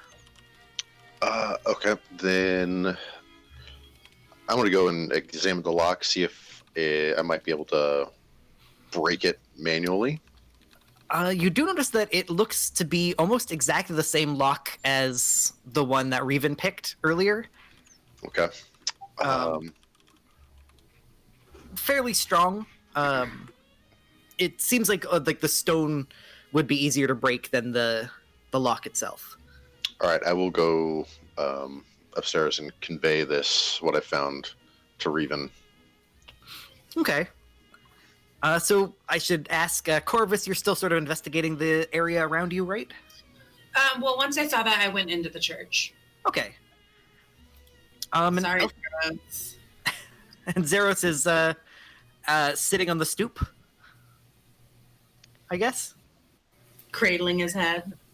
So as you're sitting there, two orphans from across the street, sort of giving you a wide berth, they go and stand at the side of the stairs going up, and they start singing an off-key hymn, like "The morning Lord is great, the morning Lord doesn't hate, we love the morning Lord, he makes the morning not bored." Wow. And your sort of insight, Zeros, you're not, particularly good at insight, but the way that they're looking at you is very much like, hey, we're singing, you should give us coins. Can I have my voice seem kind of alien-like, and I want to say into both of their heads one at a time, the morning Lord says quiet. So it doesn't seem like it's coming from me. They're both going to scream one after another. So Pavu, Reven, and Elphaba, you guys hear from beyond the wall the screams of two little children, basically like Rod and Todd from The Simpsons, and the screams sort of trail off as they run across the street and back into the orphanage, leaving Zeros to his pleasant loneliness. In blissful silence. Blissful silence. Elphaba, are you inside the church? I'm gonna come out and ask Corvus what happened. Corvus went inside, I think. Oh, Corvus didn't move her token. okay. Well, then I'm gonna talk to Zeros. Okay. While this is happening, Pavu, you come back upstairs and see Reven still watching. There's another lock downstairs. There seems to be some sort of box, chest, something. All right, trade places with me. I'll Right. minor illusion. I'll let him kind of slip into the illusion as it exists, and then I'll have my own minor illusion kind of step out, like, and kind of lean against the door frame, and I will head downstairs and check out the locked box in question. Yeah. As you get down the stairs, do you also take the? Or no, you're a half elf, so you can see in dark vision. Yep. You have dark vision. Yep. So you can see this lock is exactly the same. I'm not even gonna have you roll because you got a 25. You got a natural 20. You are now like the locksmith of this town. And as you're like going in, you're hearing the sermon directly above you, and the father is saying, yeah, and he's like saying like, the morning Lord tells all of us that we must be brethren to each other and not to yoink anyone's lock boxes or belongings. I'm looking at you, Mr. Gorbachev. Gorbachev? Not Gorbachev. That's too on the Gorbachev. That box. Also tear down this wall. Also tear down. So yeah, And the I'm lock. I'm saying very lowly to myself, yes, but the Lady of Luck says you do what's in your best interests at the time it feels the most fortunate to do so. You hear Delvin sitting next to Ireena, and Ireena mentioning like, "Yeah, that is a good thing. I would only be able to fall in love with a man who didn't steal things from priests." She doesn't actually say that. She says something completely different that you can't hear because she's on the other side of the church. You open the door onto this little tomb, and inside is folded nicely a piece of silk upon which is some very old bones. As in, like, hundreds of years old. Sort of like a skeleton that has been folded up there. And as it opens up, what alignment are you? Chaotic neutral. Yeah. You are having trouble looking at it. It kind of burns your eyes a little bit. Holy shit, I'm glad I didn't open that box.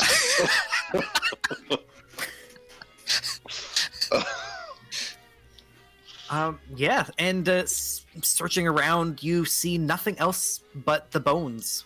Alright. Okay, I'll replace the lock and go back upstairs. All right, Pavo, you see Reven climb up the ladder and go up the trapdoor. What was in the box? Bones, nothing of value. Although there was something strange about the bones. They made me feel a bit uneasy. Bones in a locked box. It's priest things, you know. Bah. I didn't see anything amiss. He's hiding something. Don't put Perhaps. bones into a locked box. Not with a cemetery out back. Very well. Yeah, it seems like this sermon is going to go on for a number of hours, and Delvin kind of waves over to you guys like, I'll just be here for the sermon, and I'll meet you guys back at the inn. Alright. Well, shall we head back? Actually, I wouldn't mind kind of getting a little bit of an advance reconnaissance on this burgomeister's place. I would still like to go to the shops if they are still open when we arrive. I'm agreeable to that as well. Okay. Put you guys back on the town map. Ireena's not with us anymore then? No, she's gonna live at the church for now. All right, I want to head back to the inn. Okay. So there's a couple shops sort of just on the way back to the inn. Nothing that's really like there's a furniture shop and tea assortment place. I'm trying to think. I'm trying to think of Ivana. kind of shops. Yeah, there's a Starbucks. Starbucks, they're everywhere! There's another one right across the street from it. Exactly. Yeah. Snort it, Lindsay. Snort. Here she goes again. So you guys, I'm you glad- do remember that the town general store is at the warehouse I where we district. came in, yeah. Yeah. So if you want, Pavo, you can definitely go down there. As we cross this cross street, is my bag of ash still on the ground, or has it been swept away? It's still on the ground. I point to the rest of the party and say, it's telling that no one has come to clean up the mess. I'm not surprised, to be quite honest. They're probably all ignoring that it even exists. It might not make them happy. I'm certain a lot in this town is not making them happy. What are you talking about? There's organized fun. That's always the best kind of fun. Mandatory fun. You would enjoy yourself. Yeah, I definitely want to go down to see if the shop's still open. Okay. With the amount of time it took you to sort of go down, talk to the priest, find out that he has bones. I'd say it's about 6 o'clock now. The sun has just gone over the mountains, and it's pretty dark. You can still see with like torchlight and stuff, but it seems like most people have gone into their homes. I've still does anyone got else- the chip globe turned on. Oh yes, a few of the kids are actually like staring up at it, just like in wonder. But again, most people are just avoiding you. Does anyone else want to follow Pavu to the general store? Yeah, I'll go with him. Okay. I will as well. Is anyone not going? No, I'm going back to the inn to sit at the bar and listen to people. Okay. Yeah, you get into the bar and you see Rictavio has gathered a number of people around this one table that he's standing atop, and he's telling this sort of story about goblins and adventurers that fought off these goblins, and then two goblins merged together to become a hobgoblin.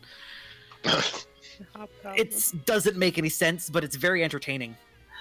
Science, math, we believe it. The rest of you guys get down to this, the warehouse district. It's, again, there is sort of at the far end, there is a sturdy carnival wagon. Lettering on the sides read Rictavio's Carnival of Wonders. And it's, a few, like, sort of blocks away from the general store itself. The store seems to still be open. Enter. I'd like to go in. Yeah. You enter in and you see that it's this one is a store that it's actually like a general store. It's not like Bill Drafts. This place has basically everything in the adventuring gear table that is 25 gold or less. That's what you said the last one had. Yes, but rather than costing 10 times the price, this guy only upcharges 5 times the price. And as you're talking to, like, it's a middle-aged married couple, Gunther and Yelena Arasek. They seem like nice people. Like, they seem like good aligned people.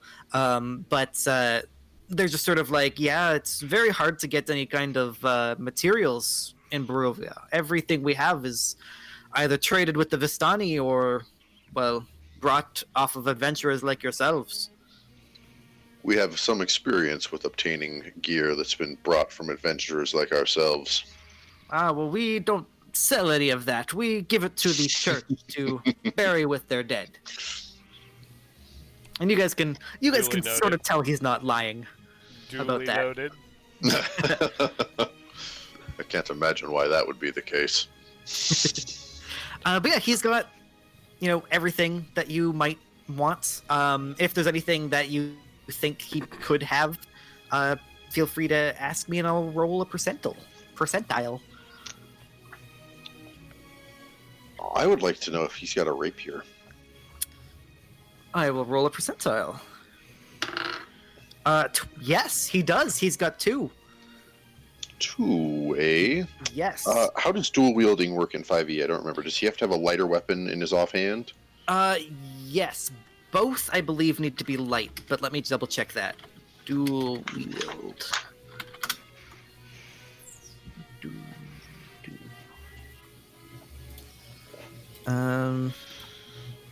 Okay.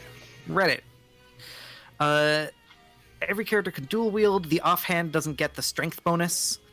When you take the attack action and attack with a light melee weapon you're holding, you can use your bonus action to attack with a different light melee weapon you're holding in the other hand. Rapier is good if you have the dual wielder feat, because then they don't have to be light. He has 2 rapiers, eh? Yes. Did I ask him about that specifically, or did I see them on the shelf? You'd probably see them on the shelf. I'm gonna point them out to Reven. How good quality are they?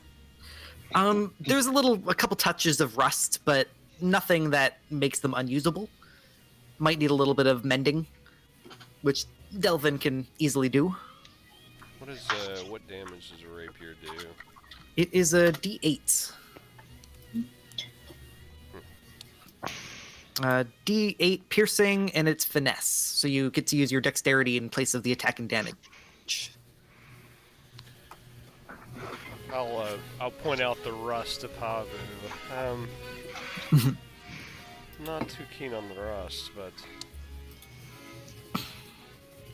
how about this? I'll take the rapiers in exchange for the longsword, but earmark me for something that's an upgrade later. Sorry, what? We're dickering. Oh, Done. Now we just have to obtain the damn things. How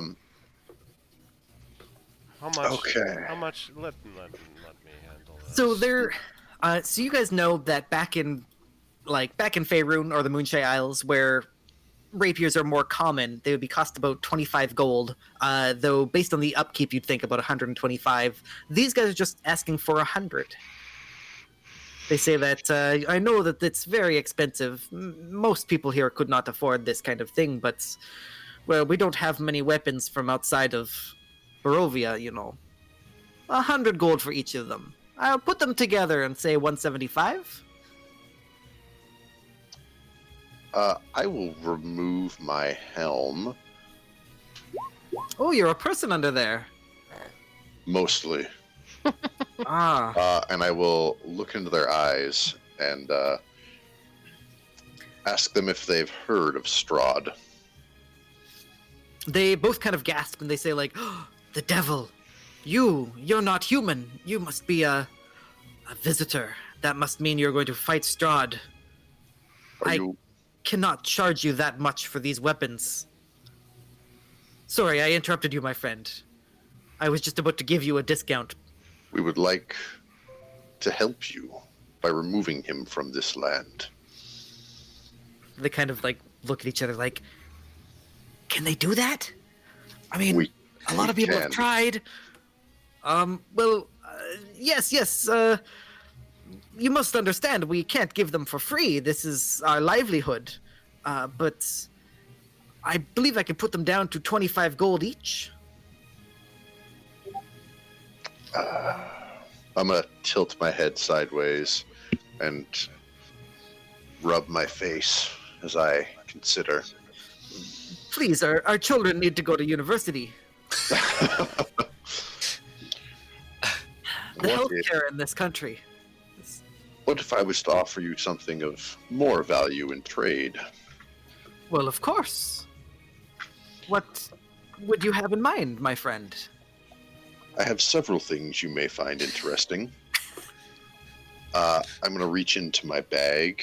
Whatever and he pulls out, I'm going to like be kind of behind him a little bit, and I'm going to cast minor illusion to whatever he presents. I'm going to make it look more appealing than what it really is. Okay. I'm going to remove a potion of healing from my bag. I'm going to make it glow more. It probably doesn't even glow, but I'll make it glow. Yeah, and they're like, oh, a glowing potion. This will heal anything, and I'm going to set it onto the. I'm going to set it into the hands of whoever I'm talking with. This Yes. will heal anything that. It was blessed by the Morning Lord. Yeah, Gunther takes this and is like, oh, blessed by the morning. Ireena, this will help your gout. And... No, sorry, your goat. Your goat could use it. Your goat with gout. Gouty goats are the worst. Absolutely, my friend, absolutely. Take these. And gives you the 2 rapiers in exchange for the potion. He immediately puts the potion up on the shelf where the rapiers were. Very good. If you're looking for more help, I have this new potion. It will help you. Perhaps next time. So, Revan and Pavu, you guys are doing the major shopping. The rest of you, are you guys hanging around or investigating anything in this warehouse? Taking I'm in just sights? taking a look around. Yeah. So as you look around, do you want to look at the carnival wagon? Sure. So, Elphaba, as you get closer to this carnival wagon, you get about like 10 feet away from it, and it suddenly lurches as though something big has thrown itself against the inside wall. You hear the cracking of wood and the scraping of metal and the snarl of something inhuman. Upon closer inspection, you see that the sides of the wagon are spattered with dry blood, and you see an inscription on the wagon's doorframe that reads, "I bring you from shadow into light."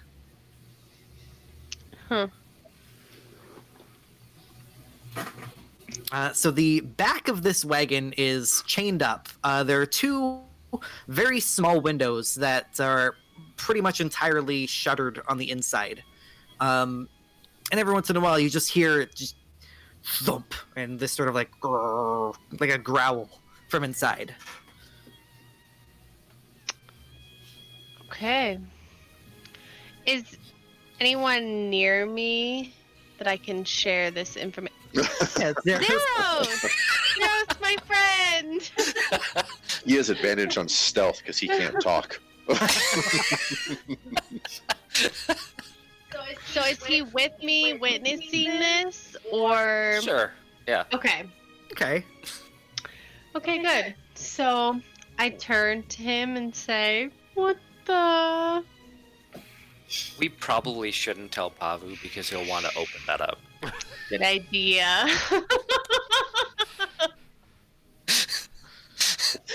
Unfortunately, we probably should tell them. But I think that was the guy that we met at the bar, or the inn. Rictavio? Yes. Mm-hmm. We could go ask him and tell them there. I don't know. Okay. It's up to you. Yeah, I'm with you. Let's do it.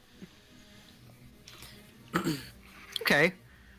So you guys leave away from this wagon that seems to calm down when you get away from it. Pavu and Revan, was there anything else you wanted to buy at the shop? I think that's all I was looking for. Riven, are you looking for anything else here? Nothing that can probably be bartered for here. Yeah, they do sell like arrows and crossbow bolts, so if you ever need any of that, they've got it here. I am going to take one lap through the place and see if I find anything else that is unusual or intriguing or out of the norm. Unfortunately, you don't really see anything that interests you. Maybe a couple like tool sets, if you have any interest in tools or proficiency in tools. No, I do have Gaming proficiency. gaming.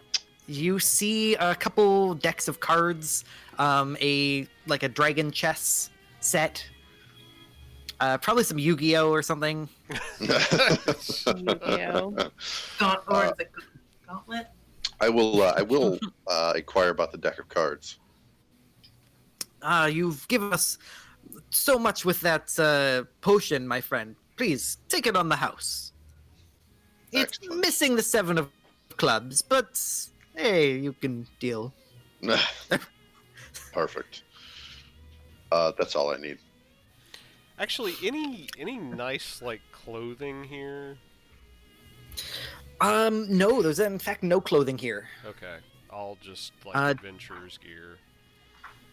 Yeah, just mostly adventurer's gear. Do you want to ask them about clothing? Yes.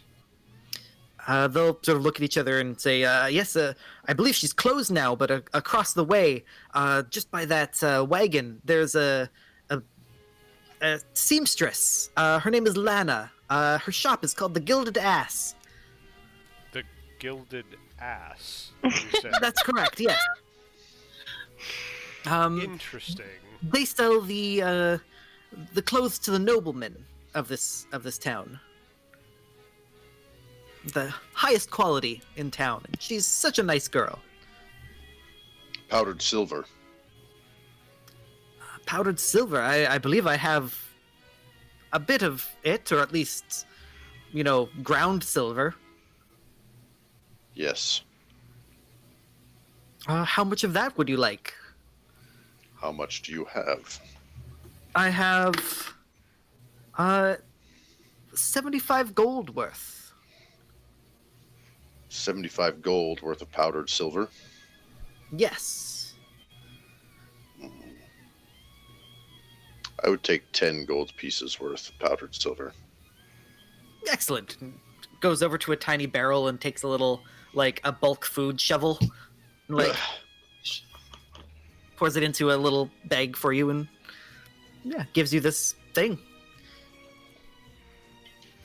Powdered silver in a little sack. It's not particularly, like, I forgot what I was saying. Never mind. Disregard. Very well. The couple is sort of like, we should probably close our shop soon. Is there anything else, or That's all. that's all? If there's anything else that you do need, well, you can't get it during the night, but the Vistani often go trading. You could speak to them if there's any more exotic goods you have in mind. I appreciate it. Thank you. They sort of follow you and close the door as you guys leave. And you see Zeros and Alfaba walking up from the direction of the wagon. You also see the Gilded Ass pretty close by. I swear we're adults. Liar! Liar! I'm not a witch. I'm your wife. Do you guys want to go back to the inn? Sounds good. Yeah. All right. As you get back to the inn, or as you sort of head back up in that direction, it's quite dark. But Corvus spots something in an alleyway. Something that gives you a little bit of hesitation. You Chipped see. Drift Globe. Sorry. Chipped Drift Globe. Oh, true. Certainly. So even in the sort of And Light. Corvus isn't with us.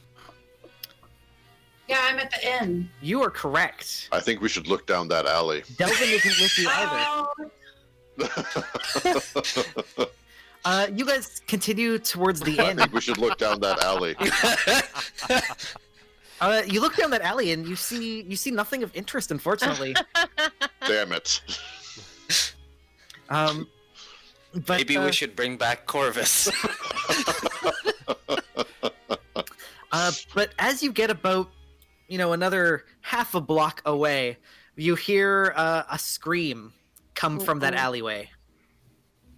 I told you we should have looked down that alley. Yeah, it sounds like a woman crying out in pain and something collapsing to the ground, like a pile of barrels sort of smashing. Riven, I believe that's your cue. All right. Wait, I'll did she head- sound like she was school age, or I'll head back. Sound like that what? way. Sorry. was she like a high school girl? No, Wait a minute. That's not, so this is suddenly my type. I assure you, Riven doesn't. Maybe you have to Riven do doesn't some have a policy specific now. type. As you run back, you see that it looks like a beggar has accosted this woman and has dragged her to the ground and is chewing on her leg. She is unconscious. I will attack him.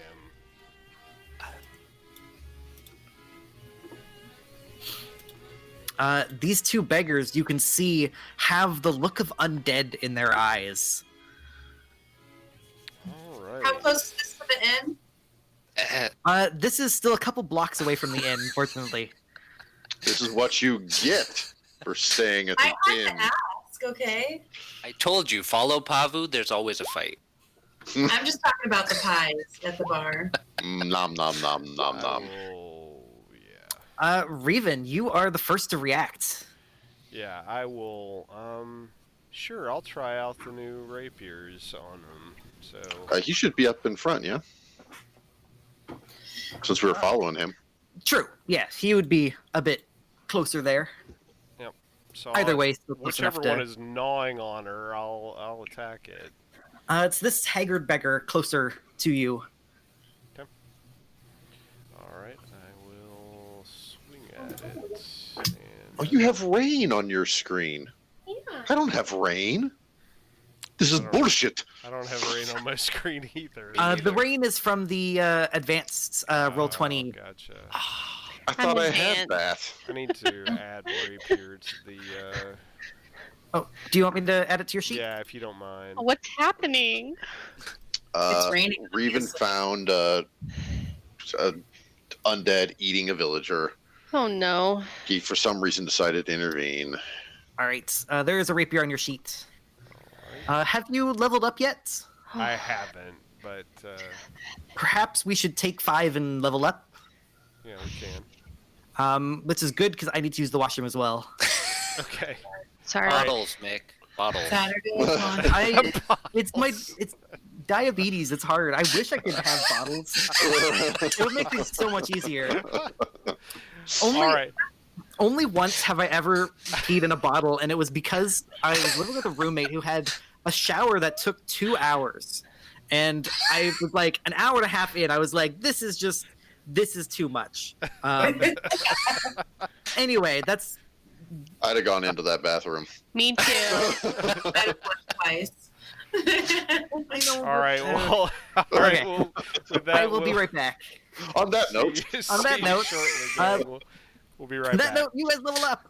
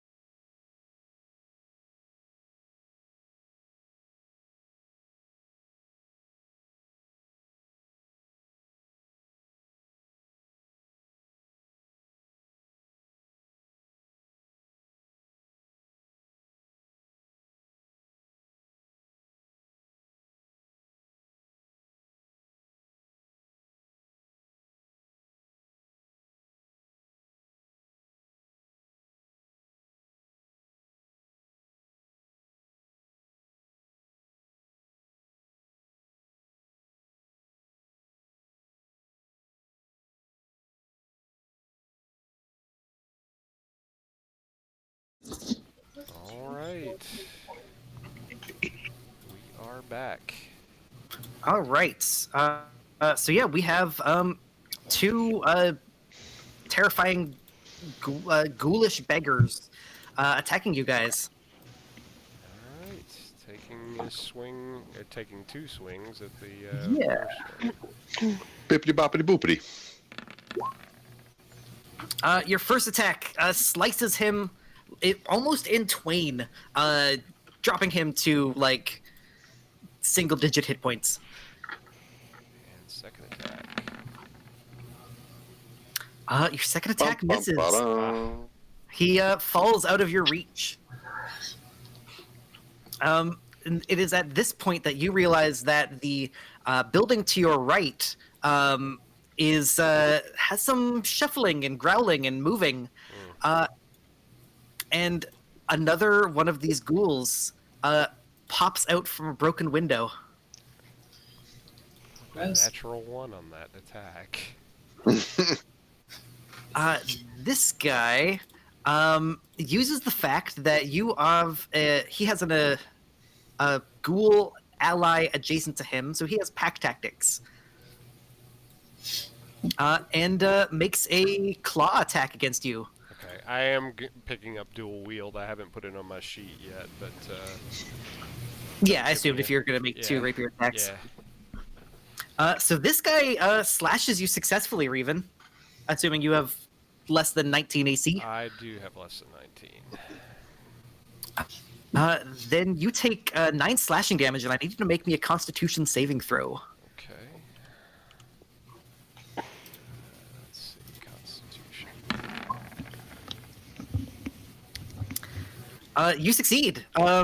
You feel your body sort of like lock up for just a brief second, and are able to resist that sort of paralyzing poison in it. But my second attack is my bonus action, right? Right. Okay. Right. Gotcha. I'll have to set that up on your sheet to not Yep. do the +3. Pavu. I'm going to run up there, and I'm going to attempt to attack the undamaged ghoul there. Yeah, for sure. Let's see, where are we? Here we are. I am now using the windmill-crested longsword Excellent. because it's cooler. Yeah, you chop overhand 6 damage to him. And I am also going to, let's see, I have 1 spell slot remaining, so I am going to Divine Smite.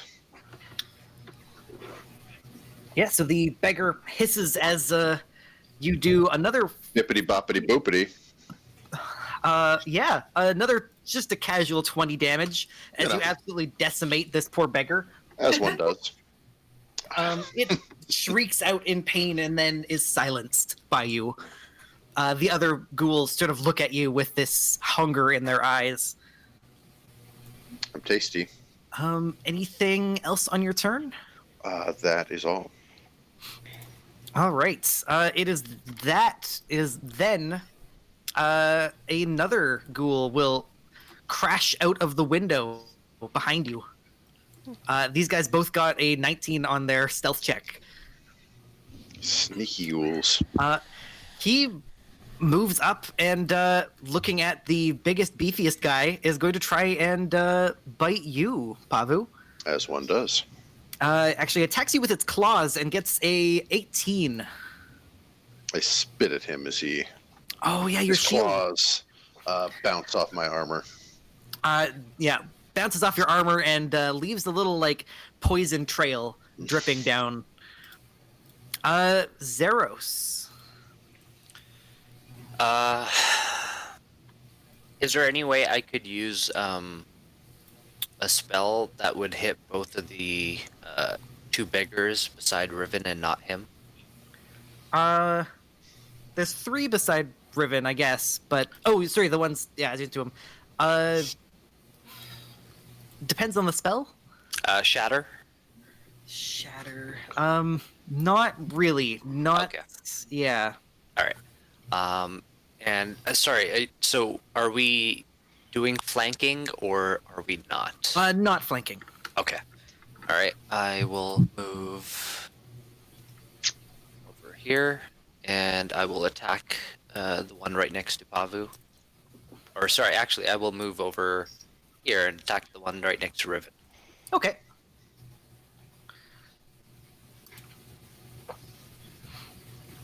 So yeah, the ghoulish beggar is kind of half out of the window right now, so it would have +2 cover, I'd say. Oh, okay. Would I be able to move into a position that I could actually hit it without it having cover, or no? I would say like there or there. Okay. I'll move over here. All right. And I will cast Hex on it. Yeah, bonus action for sure. And hit it with my backglaive. 12 just barely hits it, striking it through the edge. What are these guys' relationship with necrotic? They are not immune to it. Sweet. You kill him. He collapses, just sort of half hanging out of this window. Okay. Anything else on your turn? Do I still have any movement left? Yes, for sure. Yeah, you've only Okay. moved 15, I think. Okay, then I'm gonna move back here. The emaciated beggar would get an attack of opportunity off you. Oh, sure. Roar. All right, he strikes out, tries to claw you, getting a 20 to hit. Ouch. I will use my luck. Oh. Oh! So that causes him to re-roll, right? Yes. That makes it a 9. Sweet. That was Way a good better than a flip. 20. Yeah. Hey, just so everyone knows, he's had luck since we started playing, and that's where he's used it. Hey, Yeah, Just so saying. the rest of you guys see Zeros. It looks like this claw is coming directly at his eye, but it somehow doesn't hit him. Some Matrix shit. Elphaba. Okay, I'm gonna use. Your mic's not down, Liv. Oh, just kidding. I'm gonna use Twin Spell Yes. with the Chromatic Orb. Let's see if I can make this work this time. Okay. And I'm gonna use Fire. Fire. Okay. Let's see here. Hold So, on. attacking the emaciated one first. 13 hits him dead on. 19 damage. Damn! Jeez. 4, 7, 8. Yeah, he just sort of like goes up in flames and collapses to the ground. The rain doing nothing to stop him from dying. And then cast that spell again, but make sure that you give yourself back the extra spell slot. Oh, okay. Oh, okay. So make the Yeah, turn that to So a make 4. the 3 Yeah. a 4. Okay. 1 second. Okay, perfect. And did it work? Didn't work. You're like I was lagging thinking- though. yeah. Oh no. Oh snap! Google says. Close your browser down and just the open it beggar back up. got her. If you don't mind, I'll quickly click it. He's gonna roll for you. I was so good. It just made everything go away. Yeah, and that last one, you fire your second one, twinning that spell, and it goes between Pavu and Reven's legs and just crashes this guy in the face. Not as much damage, but fully takes him out. 4th level looks good on you. All of the ghouls are dead in one round, but the commoner looks to still be dying.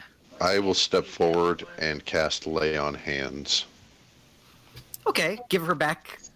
She's only got 4 hit points, actually, so give her back a couple hit points. I will cast her to 2. Okay. Does she regained consciousness? Yes.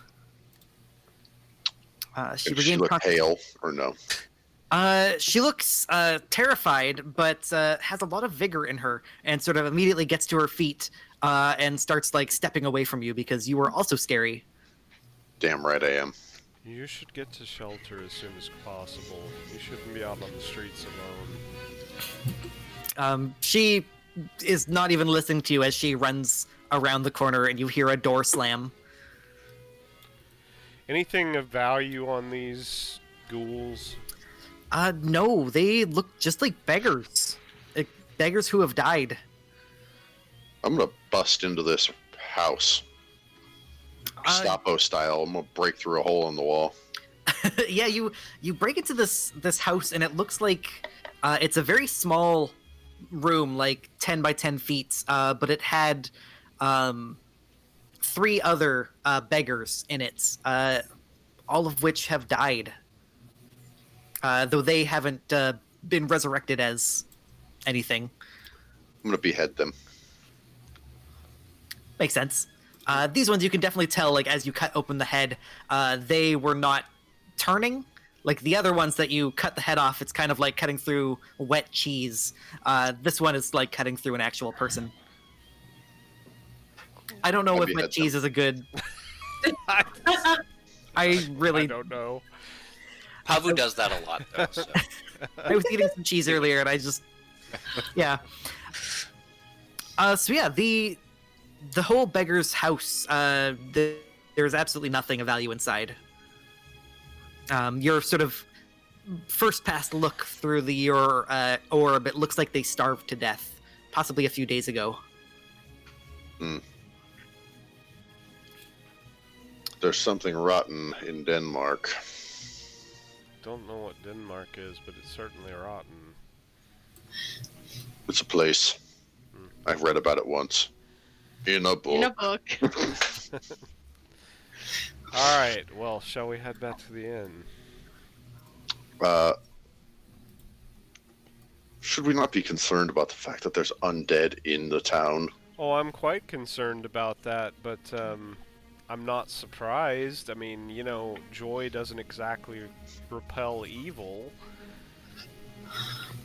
Bloody mayor. I'm gonna see if there's something I can, like, hang these undead off of in the street. Yeah, there's... Like coat hook style, you know, like, whop. Actually... There's probably an awning somewhere. Actually, does somebody have, like, parchment? I think you would have the parchment. Or, no, I think Delvin has... Delvin has Okay, I'll the take... books. Oh, but he's back at the church. Hold on, I'm looking to see if I've got anything parchmenty. I've got 3 7s from my deck of cards that don't match. You want them? 3 7s? Okay, sure. We'll put the cards and pin them to the chest of the undead cryptically. I love this. It makes no sense, but somebody, they should be like fixes. this has meaning somehow. Pavu nods his head approvingly as Riven places the 7s onto the chest of the 3 dead men he's hung up. I somehow meant something more meaningful for this, but... I don't even know how to write this down in my notes.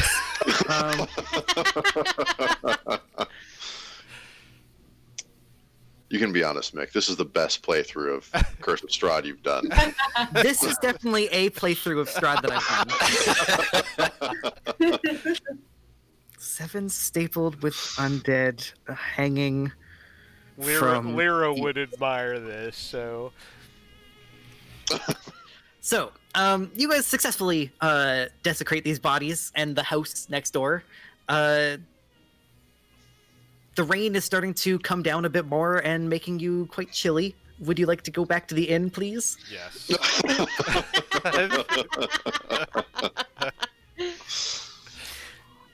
As you get back to the inn, well, Corvus, what have you been doing there? Whoring. Oddly. Just listening to conversations and maybe quietly mentioning pies to the person next to me. I've got pie.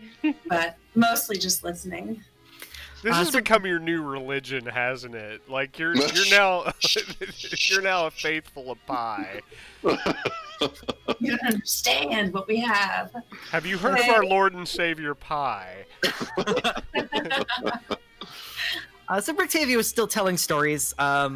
They seem, very nonsensical, but again, they're entertaining at least, and he's doing them very tongue in cheek. Just like the monkey, you can see that most of the townsfolk are watching with sort of, a hint of a smile on their face, and it's only a couple of the townsfolk that really seem to enjoy anything. And they're also wearing, a little bit more color, just sort of a pocket kerchief or a necklace or something. The Is there rebellion. anyone close-ish to me that seems to just have more of the smirk versus anything else? Yeah, one of the sort of downtrodden more people. Yeah. So I turn to him and I just say, "How many times have you heard this one?" It's the first time. Tells a different one every night. It's pretty good. I like the part about the goblins. Oh yeah, really knee slapping. Yeah, I've never heard of a goblin before. They don't exist in Barovia.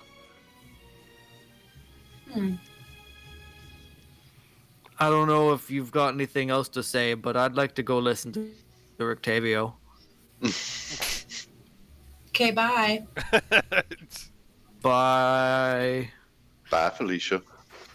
You hear the woman next to him like, "Are you hitting on that woman?" "No, that's not a woman. That's a young boy. Don't look at me like that. You're hitting on." A very monotonous, Marshall. Turns red and he sticks it back into his cup. The rest of you get back to the inn approximately the same time Delvin does. He tells you he'd probably be, a little bit more upbeat than normal, telling you about how the sermon was actually quite beautiful. It had a lot of, elements of, and he lists off a bunch of other religions. I'm making up. I shouldn't roleplay him. I don't know what he would think. Why was there suddenly green ichor that shot out of Reefin? You healed. I healed you. Oh, okay, gotcha. Thank you. Or you're turning into an alien. Well, it's entirely possible. My favorite thing is when the API lags for a bit and then everyone just sort of sprays out red at the same time. Looks like a fucking Kill Bill or something. So yeah, is there anything else you guys would like to do? Nothing in this inn really strikes you as particularly interesting. The two kids are running about up and down the stairs, and Rictavio's having a good time. I'm gonna try and convince some people to gamble. Yeah, for sure. There's definitely some townsfolk that are sitting at a table. They're like, yeah, I've heard of cards. Oh, it's a wonderful game. Let me teach you how to play. What do you want to teach us?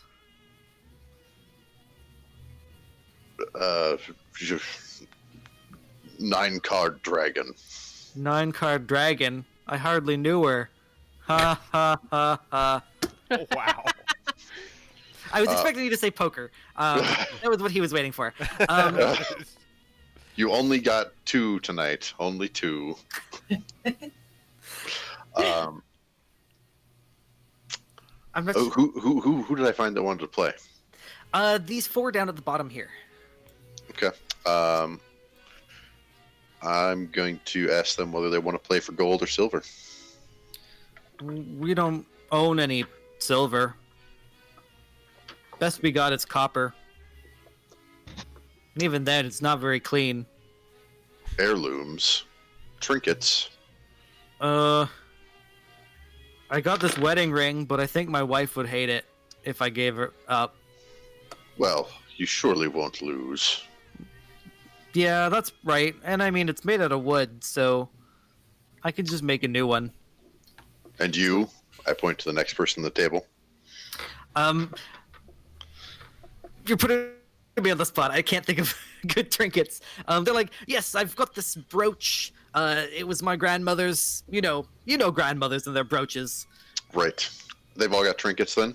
Yes. I'm going to swindle them. Yeah, absolutely. If you would like, make me a gaming check. And since I'm teaching them the rules of the game, I'm going to make that. I'll absolutely give you advantage. That's and really it's good. really That's good. really good. 'Cause that critical failure would have been rough. Yeah, none of them really can tell. And by the end of this game, they've given up pretty much everything they own to you, which is not a lot. Everything they're carrying. I'm just taking the trinkets. Okay. So you've got a number of trinkets, a small little toy horse, and it's like, oh, I was going to give this to my daughter, and maybe a shoe, like not one of the shoes they're wearing. They're just like, I was carrying this extra shoe just in case. Yep, and a wedding ring. But you can really and a wedding ring, yes. Though it is made of wood. You can tell that none of these people really have any spark of life. They're just very boring, very tired people. And even though they sip at their wine, you can tell that they're not enjoying it. Was it something about a horse? A little toy horse. Toy horse. Perfect. I'm going to thank them and look for someone who can play for actual money. Yeah, there's the Wachter brothers at the center table.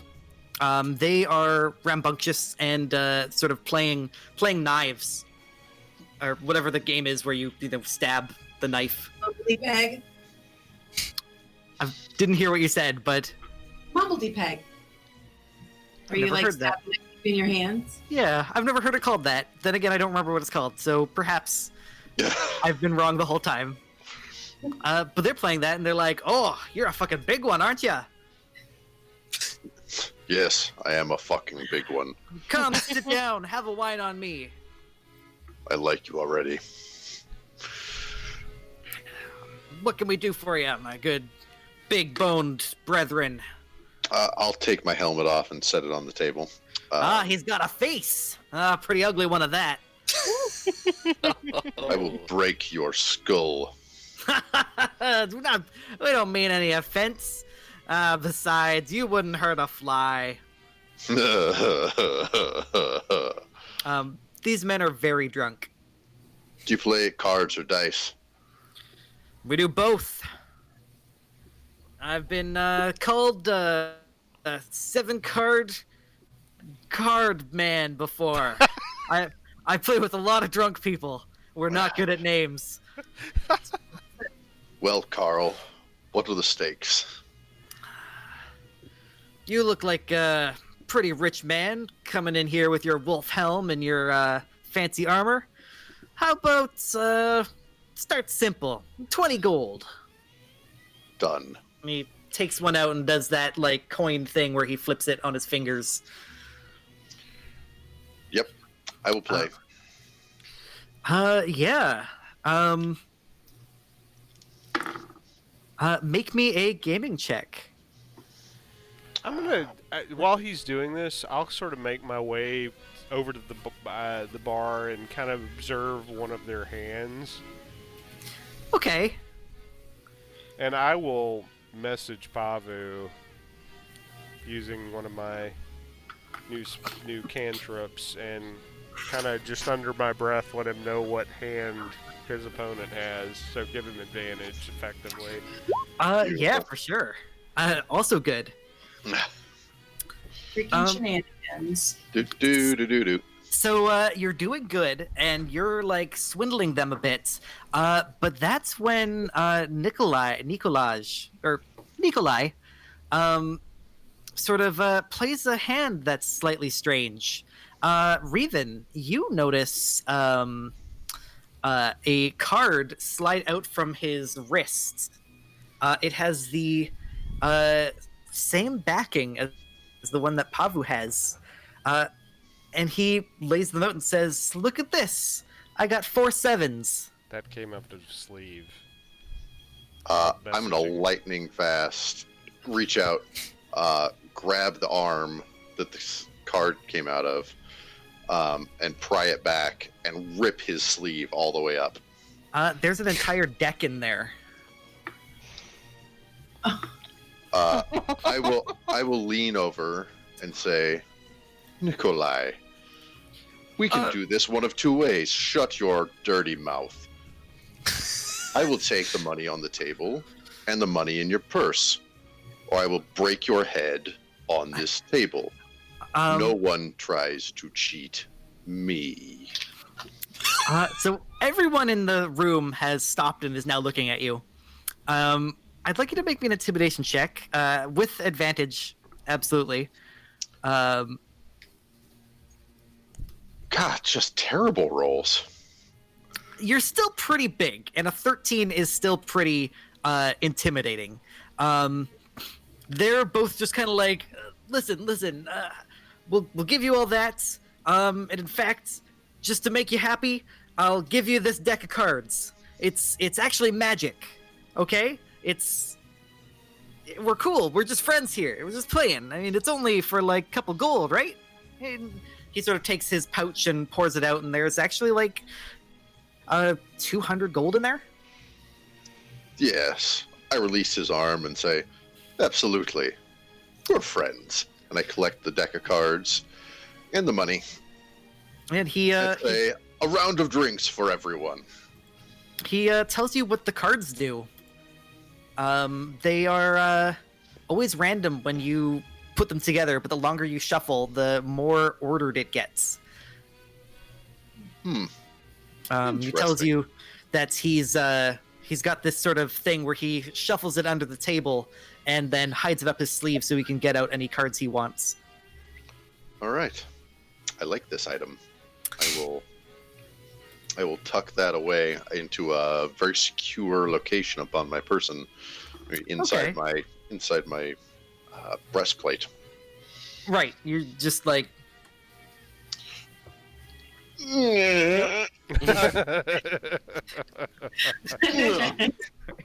Meanwhile, Rictavio, is he still continuing to tell stories? He is. He takes breaks every once in a while, goes up to the bar and gets a glass of watered down wine. Okay.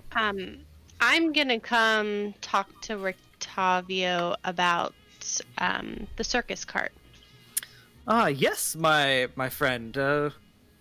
You must have saw the wonderful Rictavio's Carnival of Wonders cart, at least. What about it? Well, there was definitely an interesting creature inside. Oh, you inspected the cart, did you? Yes, I did. There was definitely dry blood on the outside. And that was simply mud. It was. I don't think so. It was dark. You couldn't tell. I'm certain. I could tell. I have these magic gloves that make light, and I could see that it was blood. Ah, yes. Well, good for you. So you've put him on a little bit of unease. He's not really sure exactly what to say. He's just kind of like, so, what about it? What can I do for you? I'd like to know what's inside. It is my pet. Pet what? Well, you see, I was traveling through the something aisles of somewhere, and I came across he is, to put it lightly, a saber-toothed tiger. You can tell why I would have to. Yes, of course. You can tell why I would have to hide him away. He wouldn't be allowed in the inn as well. And you know, Elphaba knows that such things like prehistoric animals exist. They're exceedingly rare and they're from very far off parts. But it's not like, you know, if you walked up to someone, they said they had a saber-toothed tiger in real life. That doesn't make sense. But you know what I mean. Right. It's within the realm of possibility. It's within the realm. Okay. Yeah. As a magician, you would know such things. Okay. Yes, this is my tiger. He has followed me. I keep him for protection on the road. Certainly, Okay. there's no problem with that. I would hope that you don't tell anybody, as you know that might cause panic in town. As opposed to random Right. things that attack people on the streets causing panic. Well, if you'll notice, my tiger has not done any of those things. Also, you're not Yet. here. Thank you very much. Right. Actually, you know you Well. are, 'cause you said specifically that you I went was to the at bar. Yep. Thank you, Raven.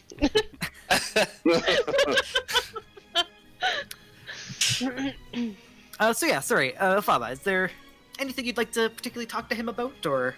No, but I do let him know that my friend Zeros was also with me, and I'm definitely going to share that information with him. Of course, you may tell your friends, but again, please try not to get this out. I'm not trying to keep it a secret so much as I don't wish for panic. I don't want the burgomeister to find out either. He might kick me out of town, and I obviously would not want that. Okay. Oh, hello, Corey. You're back home. I love you. Hello, Corey. Corey just got home. Sorry. He stole your headphones. Yeah, sorry. I've got your headset. If you want. Using that microphone. Ribbon, Yeah, your I headset didn't work. passed you a pouch of gold. Okay. I'll It didn't work on mine. I couldn't get nod it. genially at you. How much did you pass me? 100. Sorry. So Erwin is going to, as you're sort of finishing up your conversation with Rictavio, Erwin's going to come up to you guys, Lafaba and Reven, and sort of say, I don't remember if I mentioned this yesterday, but I don't know if you've noticed, but we're actually kind of running low on our wine right now. You see, there's a winery to the west. It's called the Wizard of Wines, actually. It's they haven't sent us their shipment in a few weeks, and you know, if you ever find yourself out in that area, it would definitely help us if you looked into that. Where is this? Interesting. You should mention that. I set down my pack and pull out a cask of wine. Yes, it's the cask of wine is Wizard of Wine's winery. Would you be interested in purchasing this? Sort of looks at it and he's like, I mean, the winery does give it to us for free, but That's an I interesting could- arrangement. They give you the wine for free. well, yes, the Wizard of Wines has always given away free wine. The thing is that the wine made there is one of the few things that resists the taint of Strahd. One of the few things that keeps people going during the day. I hate to call our town alcoholic, but it is one of the few things that people can drink without becoming more deeper in despair. Interesting. I will take the wine and consider it and put it back in my pack. So you guys remember that whenever you drank this wine, you got advantage on your despair saves at night. To our health, then. It's probably made with children. Just saying. So not everything made of children makes people happy. So he's sort of like, okay, yeah, keep it with you. It's a glass a day is healthy for you. Just Glass. A Well- bottle? well, It's in a cask, so just like I said, if you find yourself by the winery, just mean a lot to us if you checked out what's going on. Where is the winery again? Just the Western Road. And he sort of takes out your map. Oh no, that's the map of Valaki. I was going to say, these guys are lazy. They can't even go check out the place themselves. It is about here. Okay, so sort of to the south and west. Yeah, there's the main Old Svellich Road heads almost there. When you get to the Raven River, you want to take a left. You'll be able to go straight down to the winery. See what we can do. Might be a few days because we still have to go meet the Isaac dude, the creepy doll dude, or whatever. Speaking of which, what can you tell us of this Isaac? Oh, that's a story. You see, when Isaac was a kid, he was always kind of a bully, I would say. The kind of bully that other kids would find. Sorry, the kind of bully that's you'd often find other kids who he'd been bullying drowned up in a river. Says, heard tell that when he was a kid, his dad and his sister died in a wolf attack. Since then, he's just been a monster. But when Vargas Valakovich got into power, he took Isaac not as a prisoner, but as a ward, as a son. He's been acting as his lucky lackey ever since. Lucky lackey. Lucky lackey. Lucky too. Yeah, he's a pretty foul one. That they say he went to bed one day and woke up with this big demon arm. No one knows why. That's a really strange thing to wake up and suddenly find. It's like I go to bed and I, find a quarter under my pillow or a copper under my pillow, but wake up and find a demon arm on you. That's a little bit unusual, don't you think? Well, I did forget to mention that during that wolf attack that killed his family, that's when his arm got ripped off too. But I would say that if someone told me that story, I'd say they were a drunk and get something to get out of my inn. Why but I've seen it with my own hand. Why is it called a demon arm? Just the fact that it appeared out of nowhere, or because it has some peculiar properties? Bright red, covered in spikes. He can conjure fire from it. Throw the fire. He's burnt down a number of people who have, or a number of buildings holding people who have fought against the burgomeister. Do you know anything about his fascination with a woman? Fascination with a woman? No. He doesn't talk to anybody. Interesting. That's all I can really tell you. Good to know. I'm going to retire for the evening. Yes, it is getting quite late. If you want, I'll have some steaks sent up to you guys. Sounds Some good. steaks and stew. Perfect. Yes, you guys can absolutely go upstairs and retire. If there's anything else you guys would like to do now. Before I retire, I'm gonna tell Zeros what I talked to Rictavio about. Okay. And we also share it with the rest of the party that there was a Oh, cart. Riven knows. Okay. He was there. But yes, we can share with the rest of the party.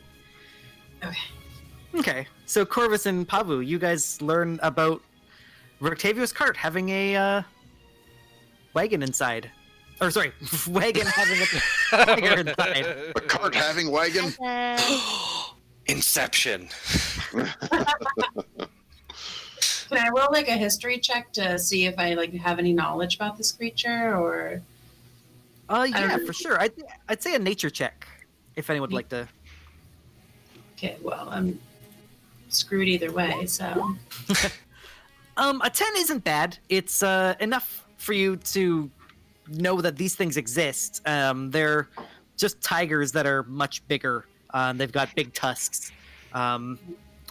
They exist, but it would be like, if someone in America said there's a tiger in my backyard. Like, tigers exist, and it's not impossible for you to get Only one, but yeah. Delvin, what can you tell us of these things? Corey, can you get me a drink? Me too. Give Can me you also get 3. one of them drinks? Oh, darling. Yeah, 2 of us. Sorry, what was that? About an hour. Yes, absolutely. Apologies. As long as he brings me a drink, I'm indifferent. They need you to get drinks, and also they send little heart symbols, heart fingers. So that night, thank you. That night, you guys have a sort of louder than normal night. Wait. Before we go to bed, I'm going to suggest we all take a pull of the wine. Sure. To your health. to my health. Yes. Zeros is trying to like neti pot the fucking wine. Yes.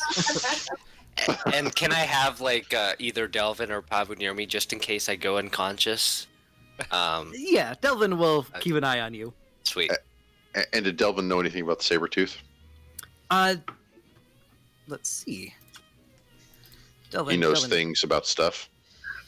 does know things about stuff. He has pretty good nature. Again, they're rare, but they exist, and based on what you guys have said, like the describing the sounds that this thing made, he can confirm that it is likely a saber-toothed tiger. They are.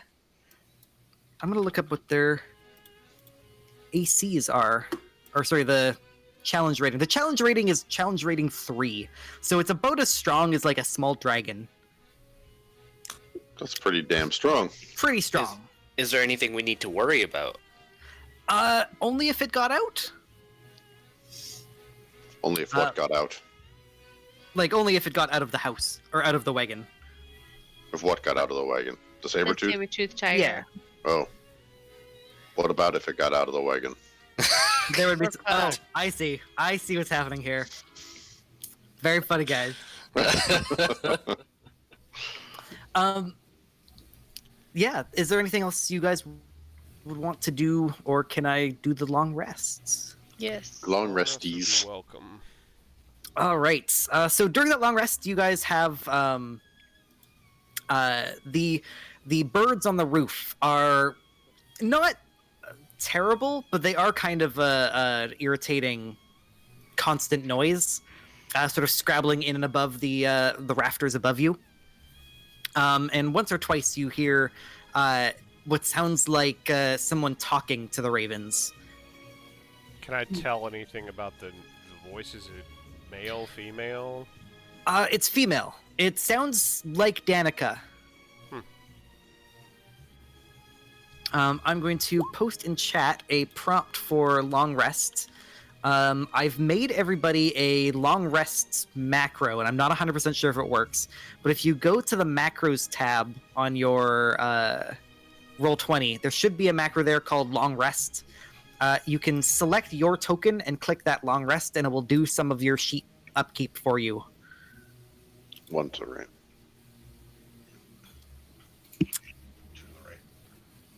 Where do I go for this? I'm sorry. It's the macros tab, one to the left of the settings cog in Roll20, sort of above the chat. Oh, It's like the 3 dots with the gotcha. line. Yeah. And I just click it? The dice next to it. Oh, gotcha. So select your token and then click the dice next to it. Oh. It will. It's only really important for those of you who have spells. And even then, you can just do it manually.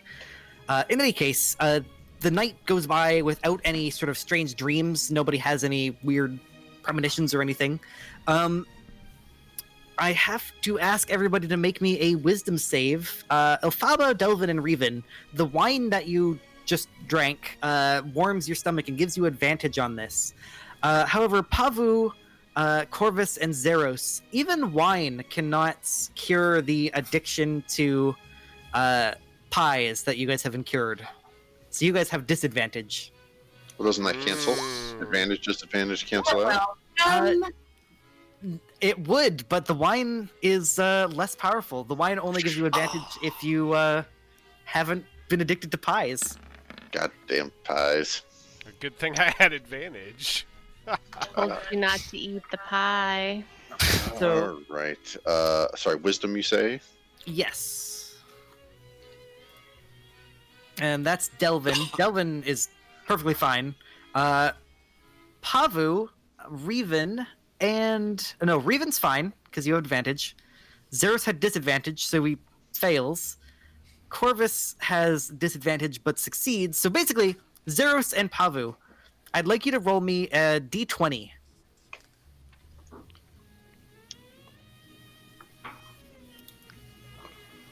A 9 and an 11. As you guys wake up, you hear the sounds of birds cawing at the sunrise. Pavu, you feel that 11. You feel strange whispers and tugs at your like corner of your eyes. You have hallucinations, very mild hallucinations, but hallucinations nonetheless. Did you see that? Whereas See Zeros, you find your none of you guys have despair right now, right? No. Okay.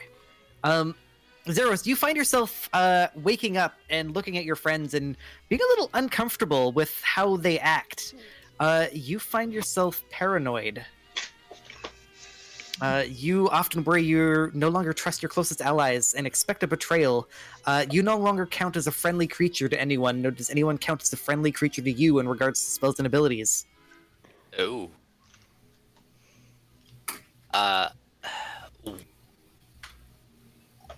Would you be able to tell me which of my spells, if at all any, they would affect?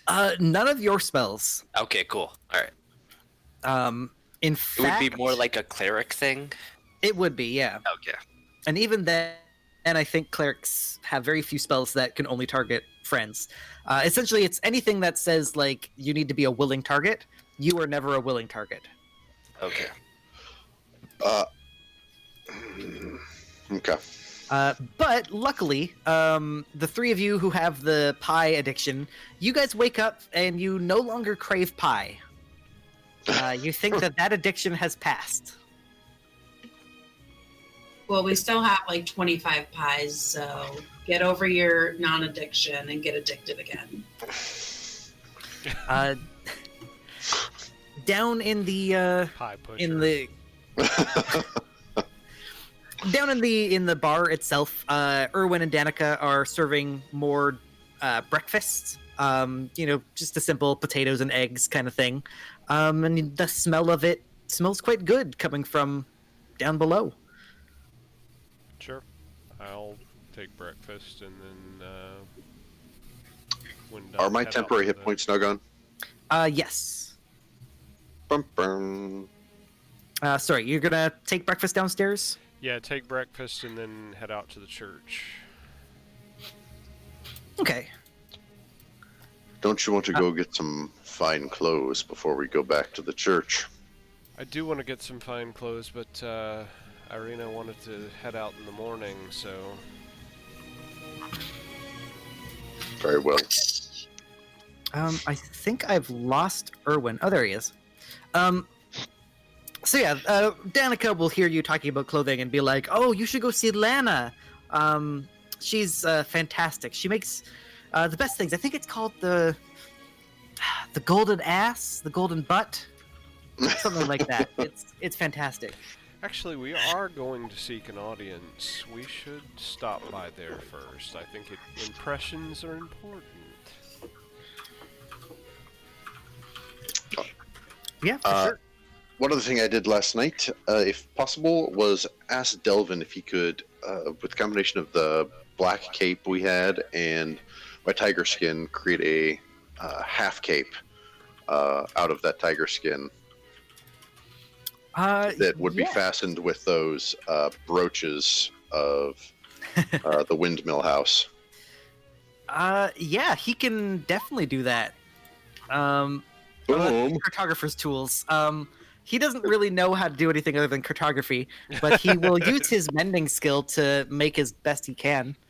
Okay. I'll just make a wisdom check. Yeah, and I would have asked him to do mending on the rapiers as well. Okay, yeah, he'll do all the maintenance. I don't know how happy he'll be about it, but I am now kitted out with the windmill, longsword, shield, and I forget how you described them, but they were like cufflink-ish items as Right. Cloak fasteners. yeah, it looks, if someone looked really closely, they'd be like, huh, that's kind of weird, but from afar, you look very intimidating and very dramatic. The cloak billows in the wind. Perfect. As he walks down, I whisper into everyone's head, the Duke of Windmills.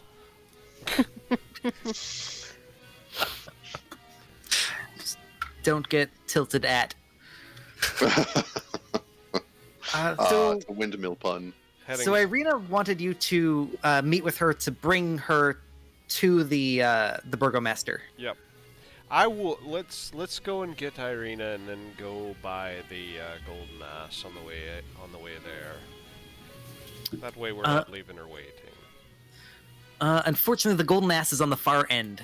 Yeah, that's fine. I mean, Really on the way. it's not like we have an appointment. True. So. Yeah. So heading down to the church. It's fairly uneventful. People are still sort of waking up and getting about their business. A light rain is pouring from the sky. As you sort of go by the orphanage, you notice that the gravedigger, or sorry, not the gravedigger.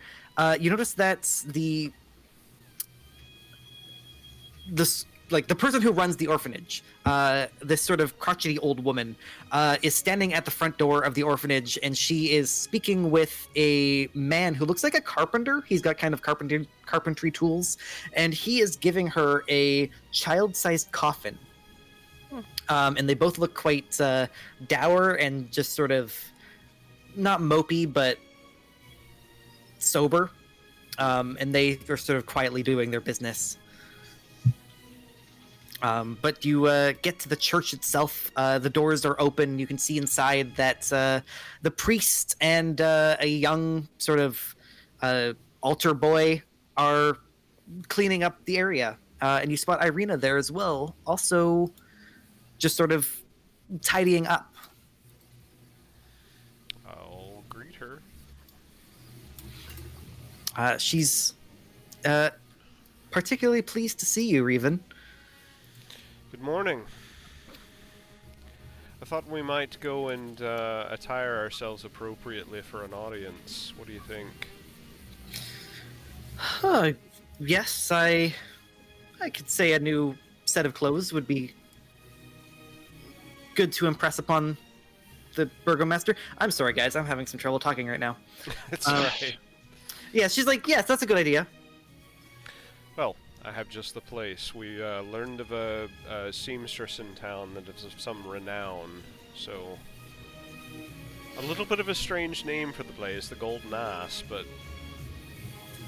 The priest is like, oh, yes, I've heard of them. I couldn't afford any of their prices, but man, they make those butts look good. And he cannot lie. It is her specialty, after all. Hmm. Well, shall we then? Yes, of course. Perhaps you guys can help me gather some things. Zeros, would you come in here for a moment? I walk the other way, talking into her mind like, oh, someone's calling me over this way. Oh, okay. Well, just give me a moment. I'll go gather my things. She goes into an office, gathers a bag, and comes back out. I'll proffer her my arm and head to the Golden Ass. Gilded ass. The Gilded, The Gilded Ass, Golden yes. Ass. Somebody gilded paid ass, some kind of ass. So as you guys are walking Smart ass. down the sort of main road, the rain is sort of coming in spurts, occasionally like drenching you, and then often not raining at all for a couple seconds. Ireena sort of speaks to you guys. I've been talking to a number of the people in the church, and I've been learning more about this town and about the area nearby. One thing you should know about the burgomaster is he has a man. From what I understand, there's a man inside his mansion that he's keeping prisoner. His name is Udo Ludovic, and he is the son of one of the parishioners. One of That the people name at this sounds church. familiar. Ludovic. Parishioner? Yes, and she says that he hasn't come home in many days. Why is he keeping this person prisoner? From what I understand, the burgomaster tries to personally take anyone who's causing trouble in town, but from what I hear, trouble could just be so much as not smiling at a guard. In any case, it leads me to believe that this burgomaster may not be the most reasonable of people. Not that I didn't already think that. But I do have some better news. I think I learned more about this wizard's tower. And she harkens back to the Taroka reading. She says, a wizard's tower on a lake. Apparently there are 2 lakes in Barovia. One is north of here and quite close by, but it has no towers nearby. The other one, Lake Baratok, has a tower that's lived there for centuries, but people are afraid to go to it because they say it's cursed. It's perhaps that is the wizard's tower. Interesting. We should certainly investigate. I forget. What was at the wizard's tower in the tarot readings? Knowledge of the ancient will help you better understand your enemy. I would be very interested in seeing this tower. I don't see Zeros anymore. Me either. Nope. We got too close to the church. Jeez. He vaporized. I'll wait to see if he, responds at all. So are we inside the church right now? No, you guys are still. You guys are outside. Yeah, we're on our way to the Run away. gilded ass. Yeah. So you get to this seamstress, the Gilded Ass. It seems to be just opening. Next door is actually a coffin shop, which the man from the orphanage seems to be walking in, just sort of as you guys are coming in the area. It's a kind of a eerie-looking place, gives you a sense of unease. But this seamstress is, at first when you walk in, you think she might be a halfling, but then you realize she's just really short. And the second thing you notice is that her ass looks amazing. Obviously. It's gilded. And sort of everything you look at on these shelves is all like well-tailored, well-crafted. Not particularly like Reven, you've seen richer looking clothes, but everything has like regular stitching on the side and then like quadruple stitching on the butt. And like Spanx Too much level booty in the of pants, in the pants. Too much booty in the pants. and Nice. and she sort of is like, "Oh, there's new people here. What can I do for you today?" Yes, looking for some clothing. Enough, worthy of an audience. Ah, yes, I think I know exactly what you're looking for. A man of your stature. Let's see. Let me just. Yep. I know. Got exactly what you need. I just I got did- felt it's up, less- didn't I? It's less Yes, that. It's sir, you more. It's did. more like. Yeah. Reven just, takes it all in stride. That's what we call it. Okay. Zeros is back. You guys went into a seamstress, and the seamstress groped Reven. I can't see Peter. Oh, Zeros can't see Peter, apparently. I can't see him either. So I will play let around me with the settings refresh. again. I'm refreshing. All right, Peter's refreshing. So is Zeros. Well, it's after 11. That's when everything seems to go to shite. So Yeah. I will just stand at the door as we carry out the shopping for clothes. So carry on. Okay. So Reven is mostly like, or sorry, Lana is saying, like, this is, 30 gold. This is another piece that's 50 gold. You think that the outfit that would look good for you would turn out to be about 80 gold? Okay. I will in fact I'll just weave into conversation suggestion. Okay.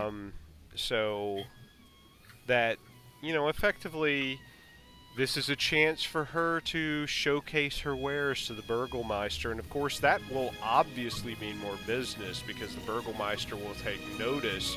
I am in fact a nobleman, and I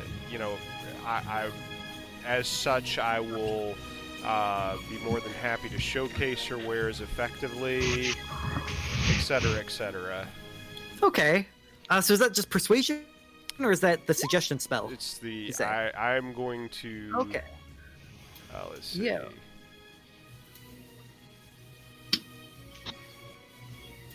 So she gets a wisdom save. Yep. She is not a very wise girl. So what command do you want to give her? That essentially she should sell to me at cost in order for me to. This is an opportunity for her to showcase her wares to the burgomeister. Okay, so she's kind of like, well, I do actually, the burgomeister and his family always shop from me anyways. But you are right that making more people in this town pretty would be very good. I don't know what voice I'm doing. I just made my lips go numb. It works. No, I do. Absolutely, I will give it to you at cost. It costs me about 40 gold of materials. It's quite difficult to find raw materials in this land. But I do notice, as I was feeling your goods, you don't strike me as someone who comes from this land. By any chance, are you one of those visitors they keep mentioning? I'm not entirely certain that I understand quite what that word means just yet, but we're not from here. Yes. We call visitors anyone who comes from outside the walls, usually brought in by Vistani. Now, if you came in from outside, you might have some kind of cloth from outside. I would gladly trade you these clothes for any cloth you've got from the outside world. The clothes that I'm wearing are in fact from outside, so I'd be happy to trade you. I think you bought those clothes I did. Oh, okay. I did. Make me a deception check, I'd say. that tail. Let's see, deception.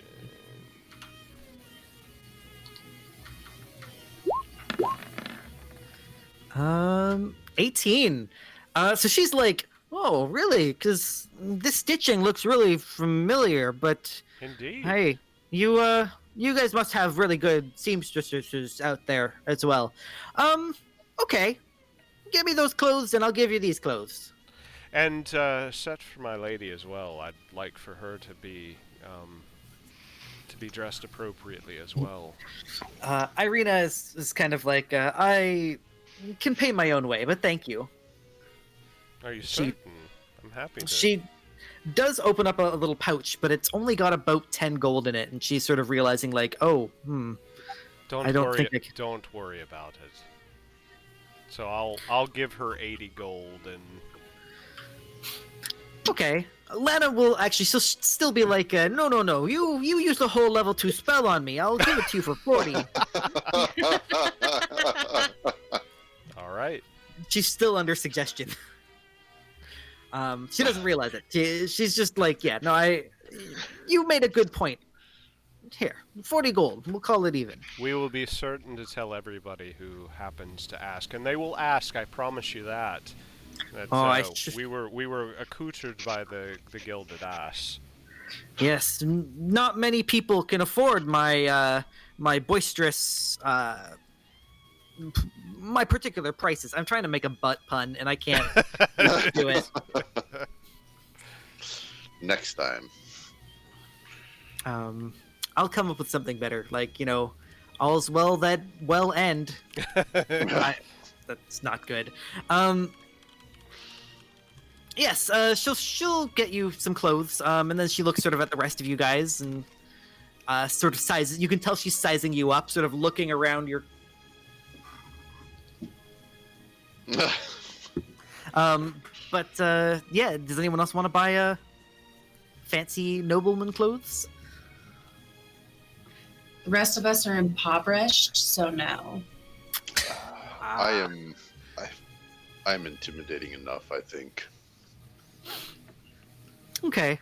She's sort of like, it's a shame. I could make those so much better. Well, goodbye to the 12 of you. I would love to see you again someday. I see what she did there. Thank you.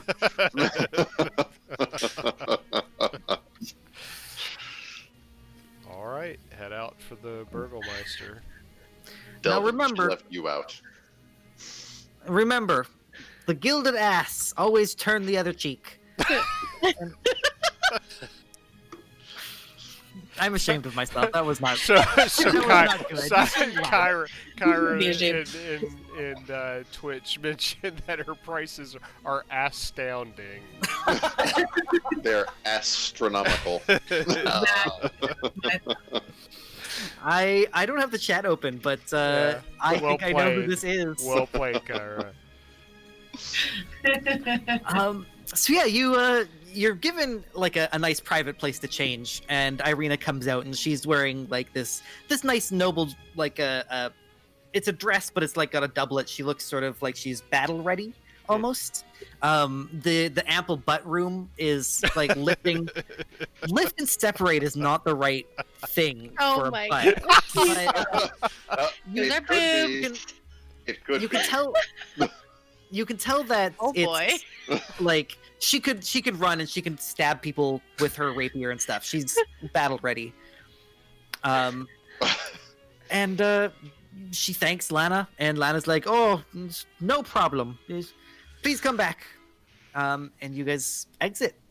All right, head to the burgomeister. Head to the burgomeister. So the burgomeister's place is. Give me one moment. So this is a mansion. It has walls of plastered stone that display many scars where the plaster has fallen away with age and neglect. Drapes cover every window, including a large arched opening above the mansion's double doors. There's actually dozens of people around here. It seems like this is almost like a town hall kind of thing. People are coming in and out the front door. A number of people are carrying bundles of twigs. And as the front door opens, you can see that along the foyer, there is a large assortment of these sort of twig bundles. There's a couple guards inside, and as you walk up, a maid spots you and is like, "Oh, are you here to see Lady Lydia? Please come with me." She doesn't even wait for you guys to answer. She's just, "Please come with me." All right. Did Lydia? Was that a name we heard elsewhere? Yes, Lady Lydia was the wife of Vargas.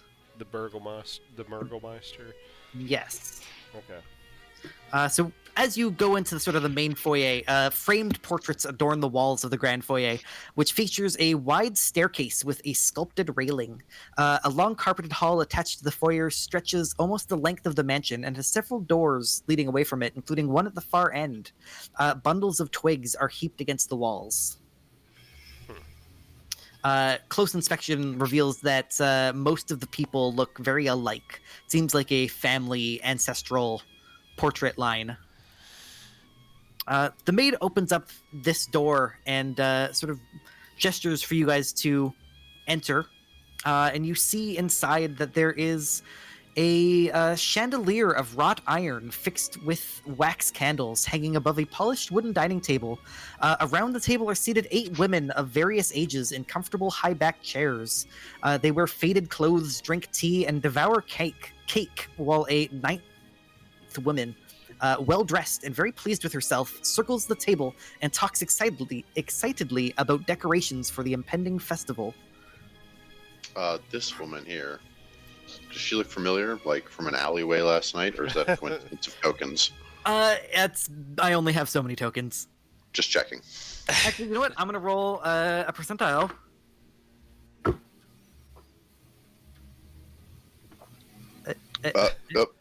Boom! So- I don't know if that's good or bad. So yeah, that's the woman there, and she sort of looks up and she's like, oh, "You're the monsters that saved me last night." The And monsters. Lady Lydia. By the way, I minor illusion.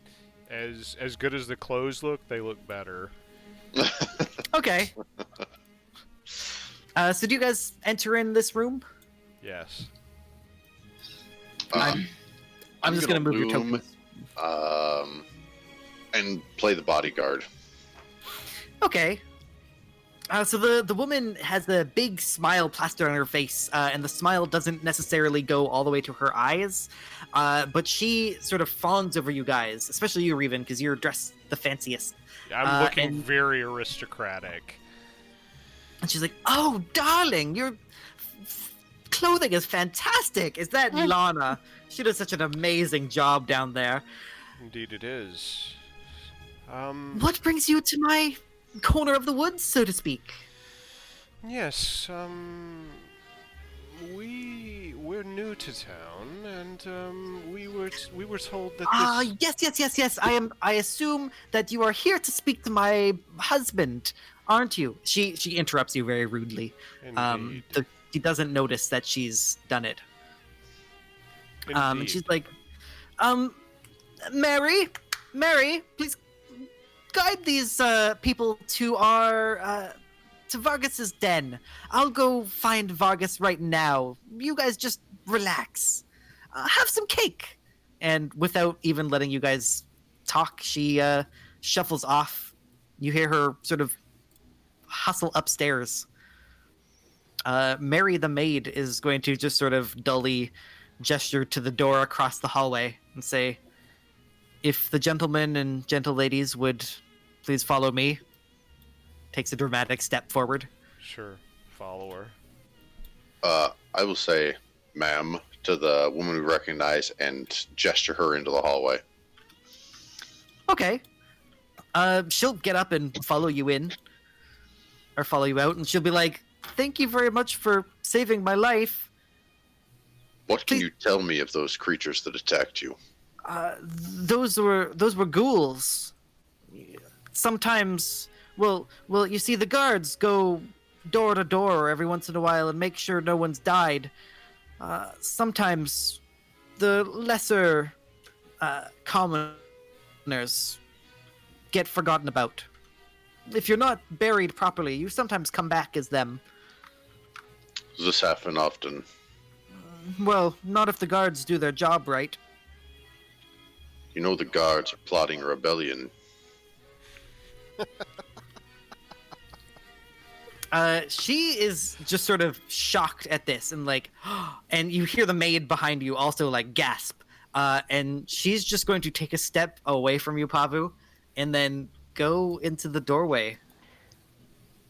And then close the door. Before I go into that room, I kind of gently put my hand on the arm of the maid and I say, "Are we burning something soon?" So the maid is shocked at Pavu and is just sort of turns to you and is like, yes, the wicker is for the festival of the blazing sun. Sharyu tree. Sharyu tree? Say that again? Sharyu tree. No, nobody. No, sorry. All right. Is it reference to Burning Man? No. No. I'm not going in there. Oh, you're not going in? No. Is that what you were trying to say? Does the maid leave? Yeah, she is going to leave and leave you alone in this hallway, sort of watching you as she steps back and then huddles away. I'm gonna go check some other rooms. Do we know? And I'll speaking primarily to Ireena, but to the others as well. Do we know what all we want to ask the burgomeister in particular? I mean, we need to try to get access to Isaac, but are there specific questions we want to ask? Ireena said, we'll say, like, I did want to learn if I can find a place to live here. That's fair. I don't really want to live in the church my whole life, but now I'm a bit nervous. I'd like to meet him before I figure out anything. At the very least, it would be good for Barovia, the village, where my brother is the burgomaster, if I can begin relations with him. Not relations, but, you know. Understood. She blushes. So the room that you guys are in, and Pavu is walking away from, in case anyone wants to follow him. This is padded chairs and couches line the walls of this cozy carpeted den. The room reeks of pipe smoke, and mounted on the east wall is the head of an angry-looking brown bear. Pavu, is there a particular door you'd like to go down? I'm gonna try the door at the end of the hall. Yeah. So, that's the door that the maid went into. I thought she went in this one. Oh, she did go into this one here. Sorry. She did. You're right. The rest of you, are you gonna let Pavu just wander off, or? Yeah. Yep. There's no point in trying to stop it. So. Nope. So this is the first time in any of my groups that anyone has actually entered this room. Really? Leave Well, it to this guy. so you see a And the cook- paladin at to boot, you know? you see a cook wearing a white apron and a black smock, busying herself in this warm, well-appointed kitchen. A staircase in one corner climbs to the upper floor. You can see that there is another door adjoining that first room that the maid sort of walked in, and she sort of squeaks as you walk into the kitchen, and she goes back into it. The maid is, or the cook is just kind of like, "Excuse me, you should not be here." Be quiet, cook. I'm on a mission. I'm on Oh. business from Isaac. I'm gonna just walk past her. Yeah, is there anything I can help you find? I ignore her. All right. It's about then that from this front door, or from the door that you guys are in, sorry, the rest of you, you see two furry faces, mastiffs, which walk into the room growling at you guys. And behind them are Baron Vargas and Lady Lydia. They look like this. Give me another second. Where is your handout? Valakovich family.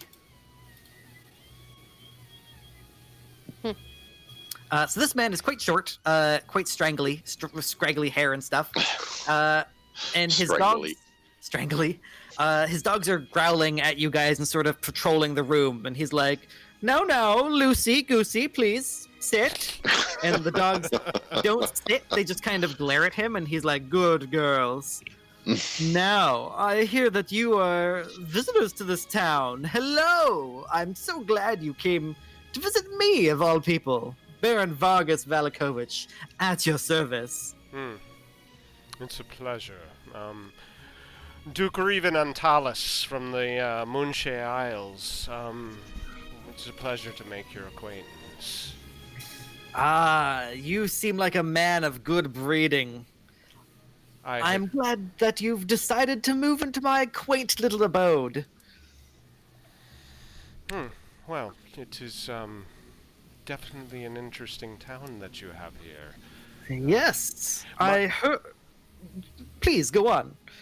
My lady here is looking for a residence here, and I'm very interested to see what you can tell us of the town and see what arrangements could be made. Yes, of course. All will be well, my friend.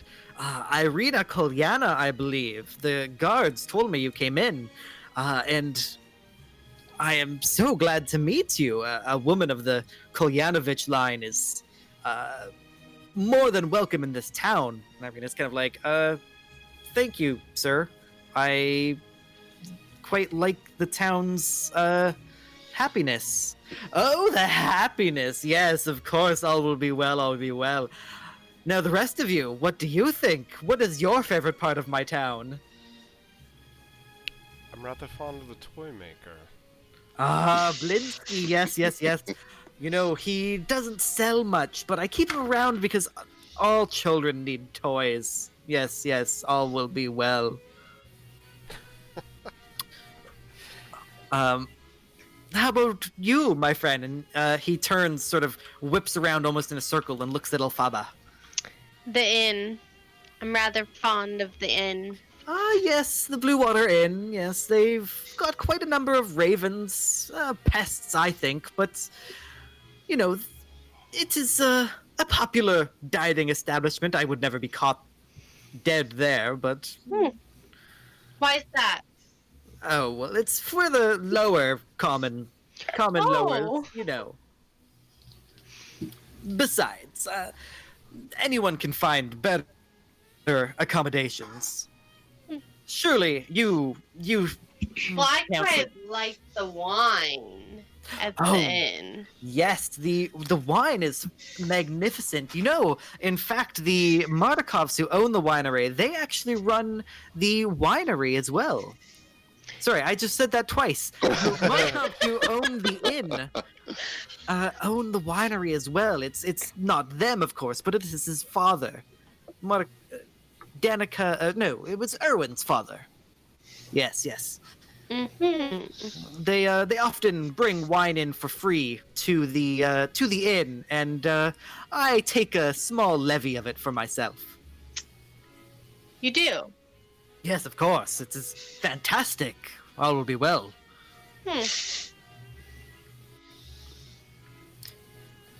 Now, so as he sort of goes on, he sort of tells you a little bit more about how fantastic his town is. Pavu, what are you up to? I have gone upstairs. So Help you himself. you climb up these stairs and find a hallway. What letter is this? This is letter I. The staircase climbs about 20 feet to a 10-foot wide gallery that stretches almost the length of the mansion.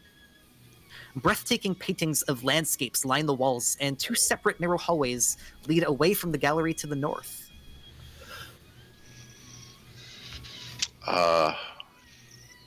Anything interesting about any of the paintings that I can see from where I'm standing? You think that like the paintings themselves would look would be worth quite a bit, though they're too like big to really carry. Okay. I'm going to come here and open this door. You find a small bathroom. How do I spell the letter Q? An iron tub with clawed feet stands against the back wall. Neatly folded towels rest atop a table near the door. Why is this? There we go. There is one door leading north from that room. but otherwise you don't see anything of interest really. I will close the door and move to the next. Yes, you see a. This room smells of powder and fine perfume. A vanity with a mirror stands against one wall next to a faceless wooden mannequin wearing a white bridal gown. Mounted on another wall is a full-length mirror with a gilded frame. A door in one corner leads to a garderobe. A what? I don't know. I think a garderobe is a bathroom. Yes, it leads to a small toilet. You can see that this mirror has a couple strange etchings around it. Looks almost like dwarven runes. I know giant, abyssal, and common. Anything beyond anything ping from one of those? No, not from this, unfortunately. Okay. Any drawers in this desk vanity deal? Give me a moment. No drawers. Or, sorry, there is drawers, but they're empty. Okay. When you touch it, the mirror itself shocks you. Not painfully, but just sort of like it's got a static charge around it.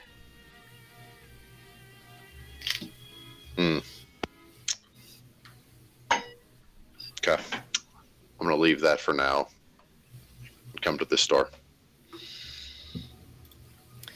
This door opens up to a... time has faded the grandeur of this master bedroom. The furnishings have lost some color and splendor. A short pull rope hangs from a wooden trapdoor in the ceiling. Trapdoor is right here. I'm going to very quickly check the contents of stuff in this room. Again, looking for anything related to Strahd or otherwise incriminating generally, since these guys seem like shady people. Nothing particularly incriminating. Yeah, it says nothing of value is kept here. Okay. Then up the trapdoor. As you sort of look for this rope, you hear the sounds of footsteps coming towards you. From which door? From this southern door here. I'm going to try and quickly get up into the trapdoor. Yeah. And close it and pull it closed behind me. Make me a dexterity check. How could this go wrong? Oh, Just like that. How could go wrong? Ow. So downstairs, you guys hear the sound of, basically just a loud thud as perhaps a ladder slams onto the ground quite loudly. Pavo, you can see upstairs there is a small sort of tiny room in the attic, but the footsteps grow faster. I'm going to crouch down underneath it as though it has fallen on me. The door opens up, and you see a rather large man. This man has a bald head, plenty of scars, and a bright red demonic arm. It has barbed spines, elongated fingers, and long nails. As he steps in, he snaps his fingers and creates a ball of flame that just sort of hovers through his fingers, like they're not being burnt. He just says, "Get out." Your bloody house is falling to ruin. A stairway fell on me. I do not believe you. Get out, Or or I will kill you. Takes his great axe. he's got a great axe in one hand. Yes. Actually, it's just a battle axe. Okay. Um, That's much less intimidating than a great axe in one hand.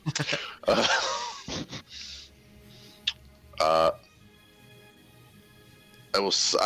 like to size him up. okay. Make me a. I would say an intelligence check or a wisdom check. Okay. Actually, insight. Insight would be perfect. Okay. I will roll you an insight check. Oh, just kidding. Well, I hope you rolled better than I did. oh,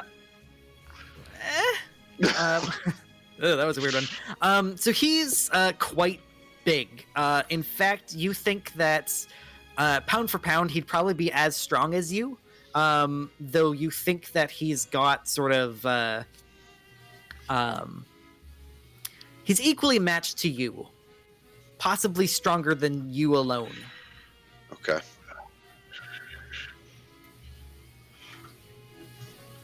You think that his hit points may be more than double yours.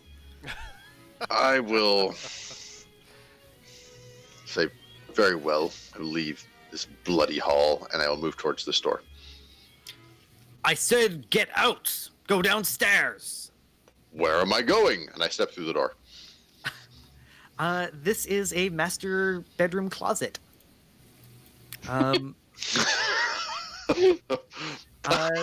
Cloaks, coats, gowns, and other fancy apparel hang from from hooks in this closet.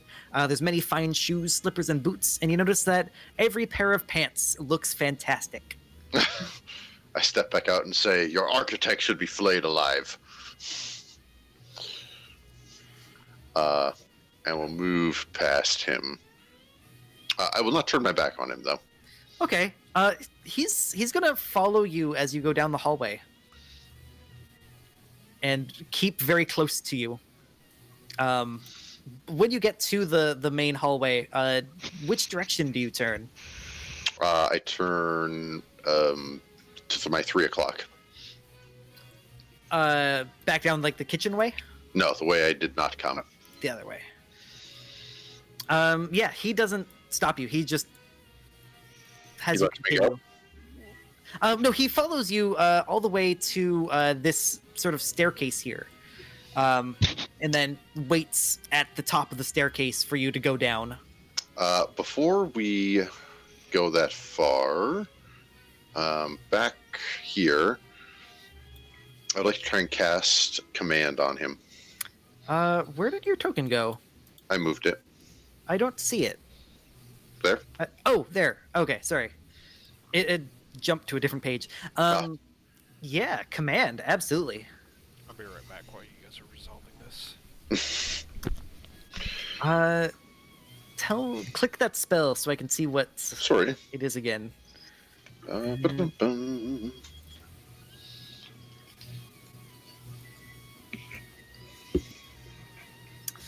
All right, 1 round, and he gets a wisdom saving throw.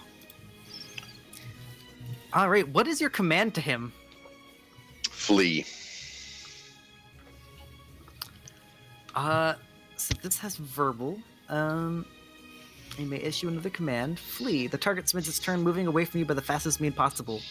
What is your save DC? Yes, I should have anticipated that question. A mighty 12. He raises his battle axe and says, I sentence you to the stocks. Nope. I will draw. And say, you may try, son. In that case, we should probably call this a session. And oh my gosh. get to the beginning of the fights. Starting next week. This'll be fun. You're by yourself. Oh, what just happened? Oh. He made his spell save. Oh, He boy. succeeded against command and boy. has sentenced him to the stocks. I have declined. And with that, my friends, we draw a close on another session of Bravo.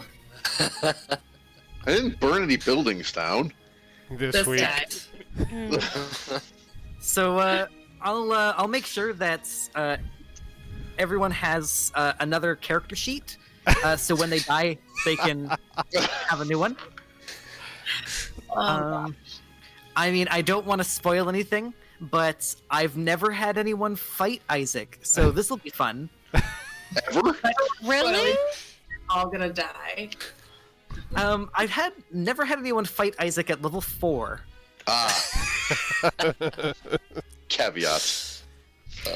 And even then, yeah. Anyway, I won't.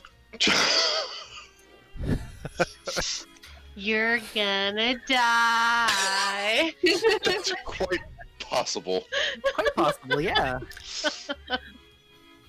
All right. Well, that was a lot of fun, guys. I will catch up with you guys during the week. For any viewers that we have, I hope you enjoyed the session.